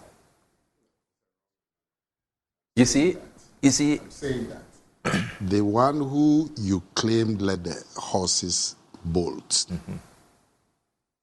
he has a supervisor. And if the supervisor agrees that the stable keeper is not doing his or her work well, the supervisor should bring him into account. No problem. For all you know, the stable keeper doesn't even know that he's letting the horses bolt. That is even dangerous. It is more scandalous that you don't know that we've lost $58.1 million in the National Cathedral project. You don't know that we have lost $2.4 million to a shonky sheikh, Sheikh Mark II, who is not from Russia, who is not from Russia, but Dubai, who had nothing to do with the invention of the Sputnik V vaccine for COVID. The owner of the stable doesn't know that $11 million has been lost in the Pualugu matter, $12 million on a Japan, $190 million gone under the Millennium Challenge Compact, That is even scary. It's a more frightening proposition to make. I am scared to death by that proposition. Look, let's be clear and honest. The buck stops with the leader. President Nana Addo Dankwa Akufo-Addo is in charge of the executive. He is in charge of our national resources. What were some of the profound statements he made when he was seeking our mandate? One, I will protect the public purse. President Akufo-Addo repeated this in his inaugural address, albeit a heavily plagiarized address. Let's forget about the plagiarism. But at least the few lines that were his in that speech, he said he will protect the public purse. He didn't say he will count on the parliament, or he hopes that we get a hung parliament to help catch the horses when they have bolted. Another profound statement the president made, which I cannot forget, profound statement. He said he has advised his men and women that if their intention is to make money, they shouldn't come into his government. They should go to the private sector. That is where money is made. Profound statement. I don't think that any of our presidents in the Fourth Republic have made such profound anti-corruption statements. Profound. Insightful. Incisive. Very thought-provoking. And you will say that, look, it's the crux of the matter. If you are not coming to public service to serve the people, to better their lot, to improve their welfare, and it's just about making money for yourself, then don't come. You have no business taking that public oath. So President Akufo-Addo says that he has told his men, I don't know where he met them, and informed them. I'm sure Nana Kumia was sitting on the front pew, He came to tell us. As we were not in the meeting. You don't know where he met his men. I don't know. Yes, I don't know where he met his men. Whether it was his Nima residence or at Pediasi. He said that. Look, he's met them and told them. Also, as he only came to announce to us, I can imagine how stern he was. And when Nana Akufo-Addo decides to be stern, we've seen what he's doing to the chief. With his left hand. Hey, get up, national anthem. I'm coming to greet. Get up. So he can be stern. He told us that he met his men and told them that if you want to make money, don't come into my government. Go into the private sector. Profound statement. Another profound statement he made. He says, the era of soul sourcing is coming to an end. The era of soul sourcing. Today, there's an Auditor General's report on cocoa board, our cocoa sector, which says that 87%, in an unprecedented development, 87% of all cocoa road projects are single source, and they are inflated by as much as 3 times. And the vice president's brother is at the center of it. They are enjoying the sole sourcing after promising us that they will end the era of sole sourcing. Then, this is my favorite. Doc, this one is my favorite. President Akufo-Addo told us, I will institute the ANAS principle in the fight against corruption. ANAS principle. What is the rationale behind the ANAS principle? So, the ANAS principle is what you would describe as prevention is better than cure. So, using intelligence gathering. So, before your men and women decide to loot, to go and engage Sheikh Maktoum, who is not from Russia, is not linked to Sputnik V in any way, and comes to collect our $2.4 million, you will pick it up undercover, because prevention is better than cure. President Akufo-Addo didn't tell us that he will come and count on a hung parliament, or he's hoping that there will be an NDC speaker of parliament. So, this attempt always, and it's been very consistent, let us anytime there is corruption, there is looting, there is blatant graft, let us shift the discussion away from the real looters, those who have engaged in the looting, and go and be chasing some MPs somewhere who are not debating like J.H. Mensah or Hackman Osu-Ajiman or Kwame Nabatels of old. I will not fall for that. Now, having said that, I also recognize that we in Parliament have a duty because the whole principle of three arms of government, having a legislature, is for checks and balances. So when you have a very bad president who has made these profound statements and has failed, you don't say that, let's give up. You need to be forceful in trying to salvage what is left. And on that score, I agree with Nana that this Parliament has to do more. Look, there are so many motions that are pending. For example, motion on the National Cathedral probe. You have a situation where almost a year now, the majority group, the MPP side, is refusing to submit names. The motion has been filed. Speaker admitted. We have had the debate. There was no objection that we need an inquiry into this monumental scandal. A resolution is passed by the House. It is just left with names to be submitted. Our names have been ready from that night. We submitted 4 names. Our colleagues on the other side, almost a year now, stalling the process. But I mean, what you say, the example you give, does it not then fall in tandem with the point Nana makes? Mm-hmm. That look, in situations like this, you have the speaker. Yes.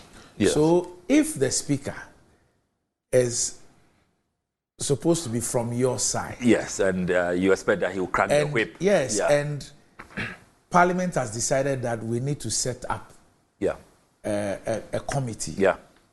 Both sides are supposed to provide members. Mm-hmm. The minorities provided membership. Mm-hmm. The majority has not provided membership for 1 year.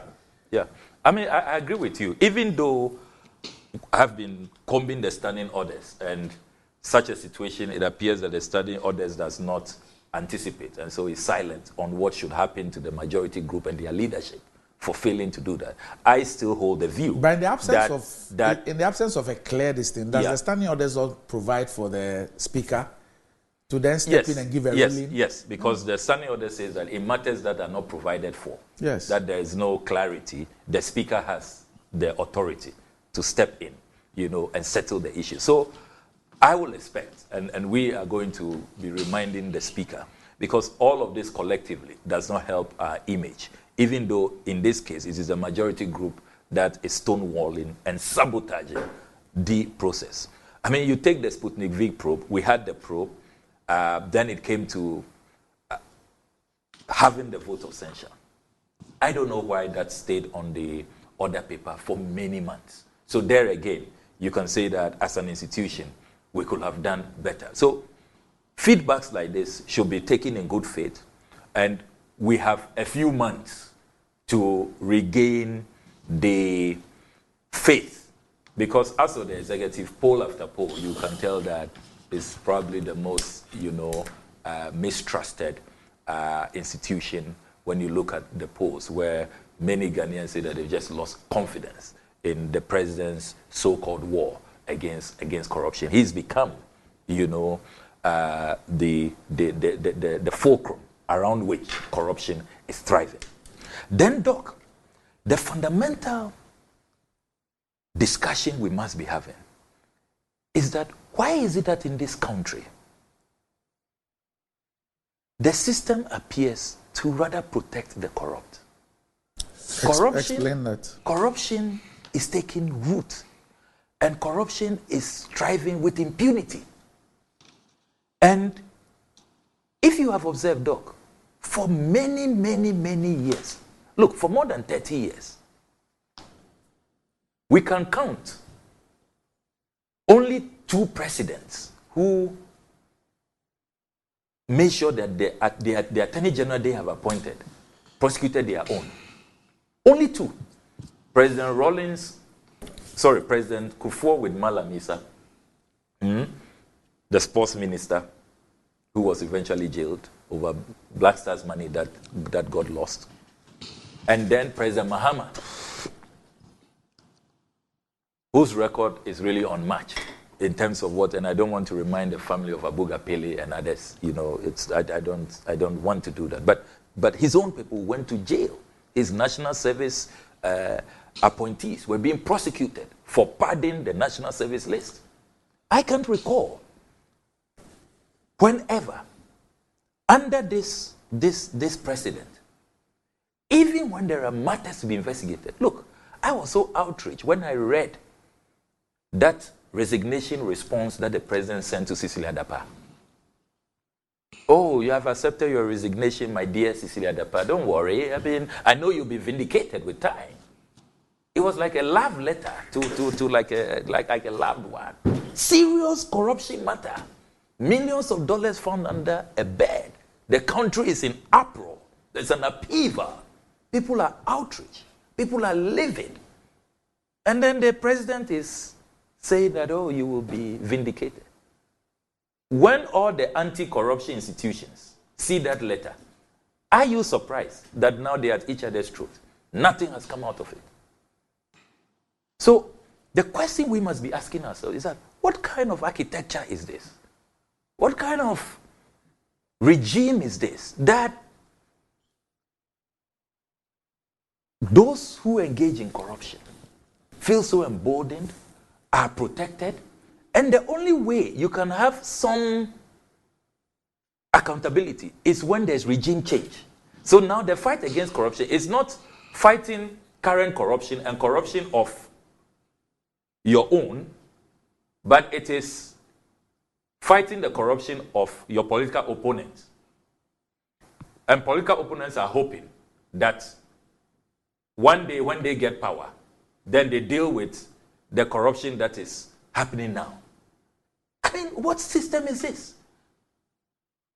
It is not in the national interest that this continues. It is a broken system. And it is a country that suffers. The hemorrhage will continue. And we will keep losing billions and billions and billions.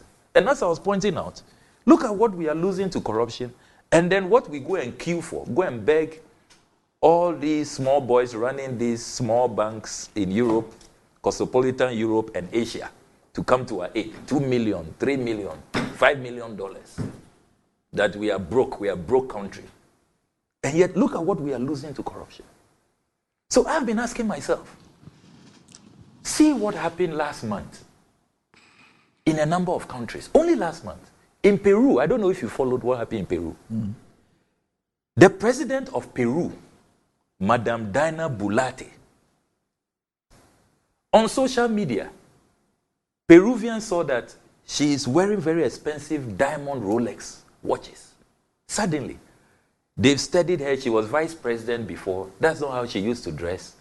Suddenly, they see she's coming to so much wealth. It was trending on social media. The police asked her to report and account for those, because now social media, they then went on the Rolex website, saw the cost, and they looked at the salary of a president in Peru, that you can't afford this. So it became a big scandal. The youth were discussing it. The IGP invited her. She refused to go. The next day, the police raided her home. Can you believe that? When would this happen in Ghana? The sitting president, the Peruvian police raided her home.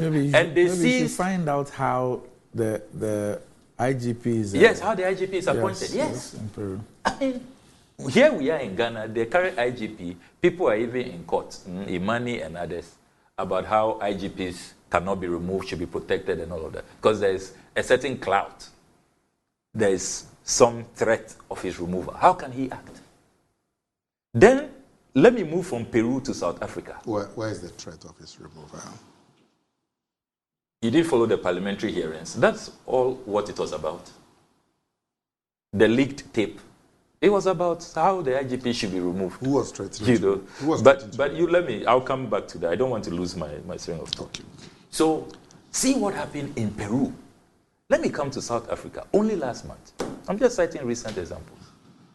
The South African Speaker of Parliament had to resign on corruption allegations when she served as defense minister. Speaker Nosive Mapisa Nkakula had to resign because investigations are going on. Your time is up. So that's the watch. Yes, that's the diamond watch. Her home was raided. When would such a thing happen in Ghana? Well, look, a speaker of the South African Parliament. In Ghana, if you are in office, you're untouchable. If you are linked to the ruling party, you're untouchable. Everybody is afraid of you. How can we win the corruption war this way? So that's a fundamental issue. We ought to go back to that. So those who are calling for an overhaul of the constitution, I support them.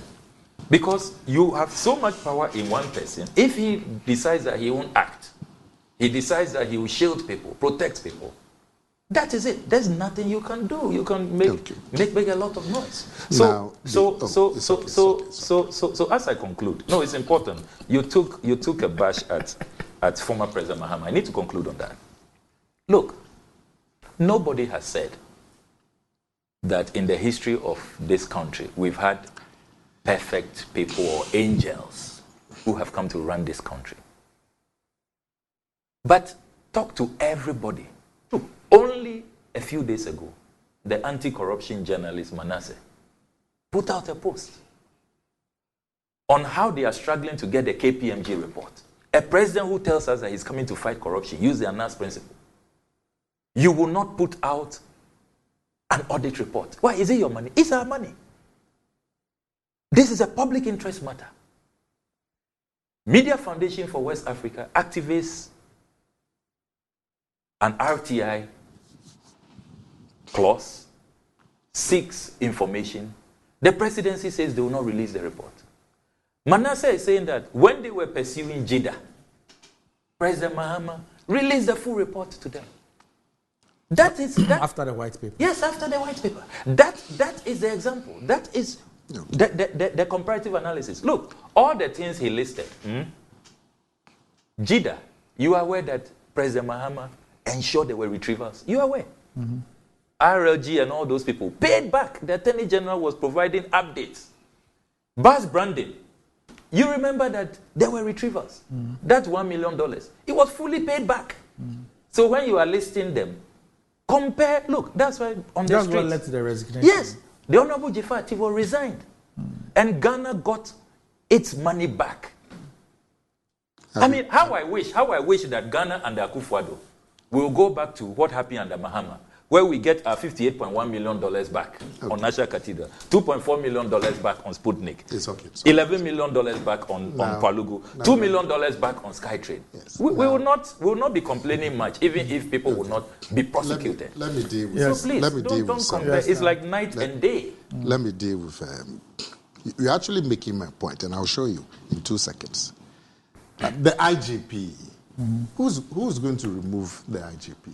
I don't understand this matter. Oh, you didn't follow the parliamentary process? If some police officer believes the IGP is not doing their work with an MPP regional chairman. Chief, as we sit, if the president wants to remove the IGP, does he need a police officer to go and see somebody? I mean, Samuel Kujato. If the Constitution of Ghana vets the appointment of the IGP in the president. If President Akufo-Addo, for some reason, wants to remove the current IGP, does he need another police officer to go and talk to some chairman? In any case, Akufo-Addo has consistently been of praise for the current IGP. So what is this business about the aid? I agree, if we are going to look at a constitutional reform that would protect the IGP so that he can have more independence, I don't have a problem. But this business about going to remove the IGP, this government has no intention of removing the IGP. and you can demonstrate that. Now, he said we should blame the executive. Yes. I don't have a problem. Yes. He said, Akufo-Addo said, I'll protect the public purse. I don't have. He said that. We're all happy with that. Now, if Akufo-Addo has been given monies to spend, and he says you spend it wisely, and he doesn't spend it wisely, Parliament reserves the power of the purse. That's what I'm saying. You agree? I mean, the man has been voted monies by Parliament. He says, I'll spend it wisely. If in your view, he hasn't spent it wisely, the person who gave him the money has the power. That's what I'm saying. And that power should be exercised. But I'm saying don't blame us alone. Start from the executive. Randy, prevention is better than cure. Don't you agree? No. Prevention. Please. In class 1. Is that not what they taught us? You spoke. Listen, Sammy, please. Have I done that? You have made lamentations. Me too. I have made lamentations. And I've said that these lamentations, where can it be resolved? We saw the present example of where Parliament is doing its work. We've seen the result. That's what I'm saying, that do more, because now you have the opportunity and the power. That's what I'm saying. Now, he talks about... So you won't advise your now, people. what you are saying, just what I'm saying. You are saying that Akufo-Addo's legacy is bad. Mahama... I'm saying to you that Mahama's legacy too is bad. So he cannot be the alternative. You talk about Manasseh. Manasseh is talking about... We all respect Manasseh. But do you know what Manasseh said about Mahama? You want me to tell you? You said he says this about Akufo-Addo. Fine. Do you know what he says about Mahama? He says that in Mahama's time, corruption was legalized. That was normal. You talk about Jida, payback. Yeah, buzz branding. Yeah. Because it was exposed by the same Manasseh. By the same Manasseh. Yeah. So when will we get retrievals? By the same Manasseh, it was exposed. Yeah. How about... Under Mahama, we got our monies back. Because it was exposed. Yes, we've also exposed him. He can't even get a common report. A common report. They can't get the common reports. But as a result of his investigation, some action has been taken. Isn't it? Which action? Oh, the SML. Yes. It was because of Manasseh's investigation. No, but which action? Which action? This cosmetic stuff. The president first asked an accounting auditing firm to investigate. Yes. Yes. And then they've brought their report. Yes. The president has acted on the report. What some people disagree with is that the report should be published. How do we know that the president has really acted on the report? But at least, as a result of Manasseh's investigation, some action has been taken. But I'm saying that beyond that, he said the same thing you are quoting him today about President Mahama. Manasseh said the same thing about President Mahama. He's the one who's doing the comparative analysis. Let me. This is President Mahama in September. Which document is that? I'm coming to it. Okay. In September 2012. Yes. When he gave the critical policy actions at the conference center. Yeah, this was after. I'm quoting him directly. We are determined to break the cycle of overspending in an election year. Strict instructions have gone out to all sectors against unbudgeted expenditure. Now, the man was speaking in September 2012. And he's talking about this, he's going to break the cycle of overspending an election year. In that year, the overspending, the deficit, was at record levels. He couldn't even keep to it. Because we don't have time, it pains me. Let me give you what he said about, I'll just cut straight to what he said about corruption. Because we don't have time. I was going to show you a lot more of what he said and then match it against the record. Now, this is what he says about corruption. As president, I am committed to running a transparent and accountable government, devoid of corruption. My government will ensure that taxes of Ghanaians, donor funds held in trust are used judiciously and effectively. All forms of corruption and wastage of public resources will be confronted by my government, from the payment of government monies to persons and institutions who do not deserve them, to the misuse of government assets, blah, blah, blah. And my government will work so as not to shirk its responsibilities in contexts where the private sector engages in all of that. Look at the corruption record of John Mahama. You say surveys now nowhere near what's going on. Worry about corruption. Surveys in John Mahama's time were worried about corruption. So I'm saying so we've gone from bad to worse. Yeah, from bad to worse. Those are your words. I'm saying you are saying that somebody is bad. I'm saying Mahama is not an alternative. That's what I'm saying. Because his record, who's the alternative? Yes. But you know. Who? Bawumia. Because he doesn't have the record of John Mahama. Which is what? Because he has never been president. Oh, that's what makes him the alternative. Yes, that's what makes him the alternative. Okay. But you know this. Oh, that old man, it's good for a Friday laugh. So the point is that if you say Akufo-Addo's government is bad, he hasn't protected the public purse, he hasn't fought corruption, he's written love letters to Cecilia Adapa, he's there, fine, he's done. I'm saying that they didn't have to repeat that. Oh yeah, it was a clear love letter, a romantic one. Look, he talked about trivializing corruption because he wrote a love letter to Cecilia Adapa. Your own boss, the erudite Professor J. Nana Pokwachima, his speech that he gave, look at the way she trivialized corruption. She says that, you know, what we are talking about now is like bicycles flying faster than a confirm. This a confirm matter. $9 million of public monies were thrown away in this a confirm venture. You're coming to sit here to trivialize retrieved. Retrieved from who? Retrieved from the people. Well, not a person was retrieved. It was the G that money. So my point is that because you don't have to. So why haven't you retrieved the money? I have told you that if you're asking me about the omissions of this government, these are some of the things that I will list as omissions. But my point is that, my point is very simple, that John Mahama cannot be the alternative. He's our savior. Because his record is bad. Superior record. And his record is superior. You know that. Just wait. And his record, let me end. The man is going to beat me. His record is so bad that he was rejected by the people of this country in 2016 by the record margin. Which you cannot deny. So we need to go back. Today is the birthday of the former First Lady, Mrs. Nadu Mills.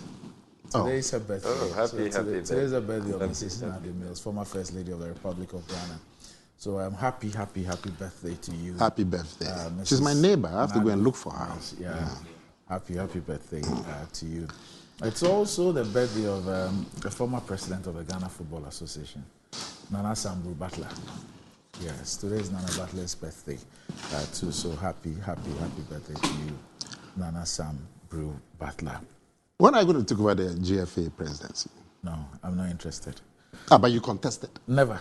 No, I have never. But you should contest? No, I won't. It's also the birthday of the Honorable Felix Kwachio Fosu. Hey, they were in trouble today. Today is Felix's birthday. Hey. So happy birthday. He's now permanently stationed at AAK. Yeah, AAK. You can't even get him to come on shows. He's there on the ground. 24/7. Yeah. So, but I thought you posted and he's doing some very great projects. Happy birthday. I thought he said elections AAK, Coco is one. He should come and do it. I thought he said elections are done deal. So the last time you should come and sit in Accra. We should be complacent. The last time I saw one of them sharing the positions. We'll not be complacent. And when I said I was going to send him a message, have you consulted Randy before you share? All right. Okay. So that's it. Thanks, gentlemen, for joining me. Up next, GMG Trends.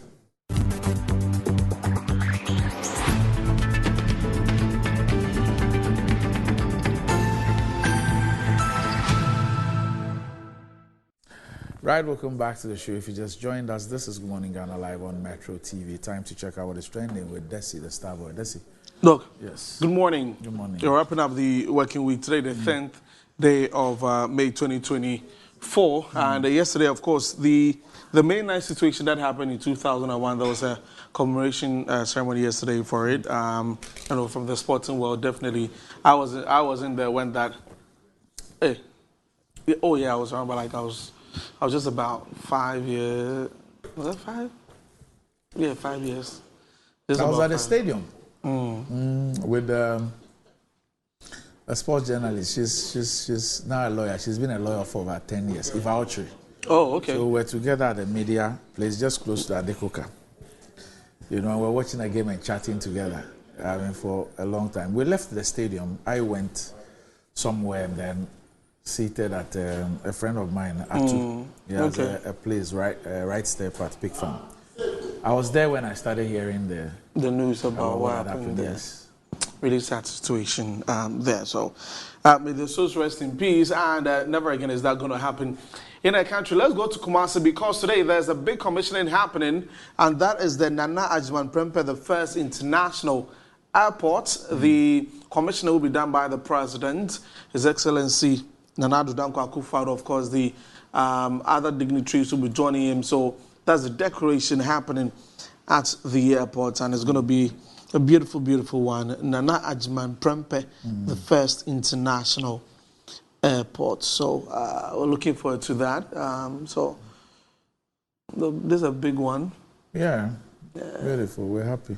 Yeah, we're happy about that. Let's put it to use. Let's try and make sure that it contributes to the socio-economic development of this country. Yeah. But airfares are too expensive in Ghana. Yeah, the taxes are just too they're not competitive. Yeah, the taxes on air tickets are just too crazy. Yeah. Yes. And especially the domestic airlines, they're suffering. They are running huge losses, to be honest with you. I mean, it's a miracle that many of them are still in the business. Still in the business. Anyway, we're talking about that. Shouts to my brother, Edward Quason. Yeah. Anyway, the only flavor is we the royals of Dagbon have rejected the Nanado renaming of the Tamale Airport. Oh, now, if you reach that, you will see what you do. It was the Yana who wrote officially. It appears that the consultation was not done. In this case, it appears that the right consultations were done. Yes, and so. Okay, so moving away from that, this weekend is a big one for our mothers. And you know that when it gets to this season, there's only one song. I mean, growing up, that is what we've heard every time when it's Mother's Day. I've got just a bit of it for you that will come. We'll talk about Mother's Day, and then we wrap up with the segment. Sweet Mother. Sweet Mother. Okay, I also like the Abrafo song. Abrafo? Yes. Mami. Yeah, true. But this one, the guitar, when you hear the lead, you know that it's Mother's Day. So let's just take a sneak peek into it, and when we come back, we continue.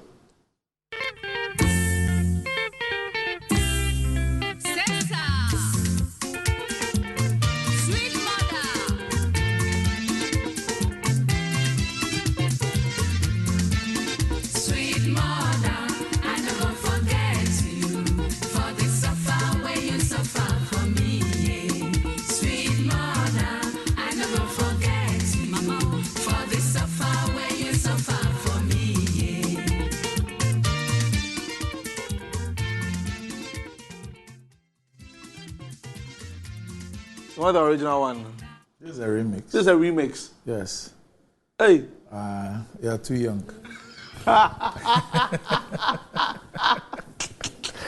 want the original. This is a remix one? Yes. Okay. This is a modern day one, a remix one. Anyway. The young shall grow. So this Sunday is Mother's Day in Ghana, and I want to say big one to all our mothers, all our future wives, all our like all women in general. Are you a polygamist?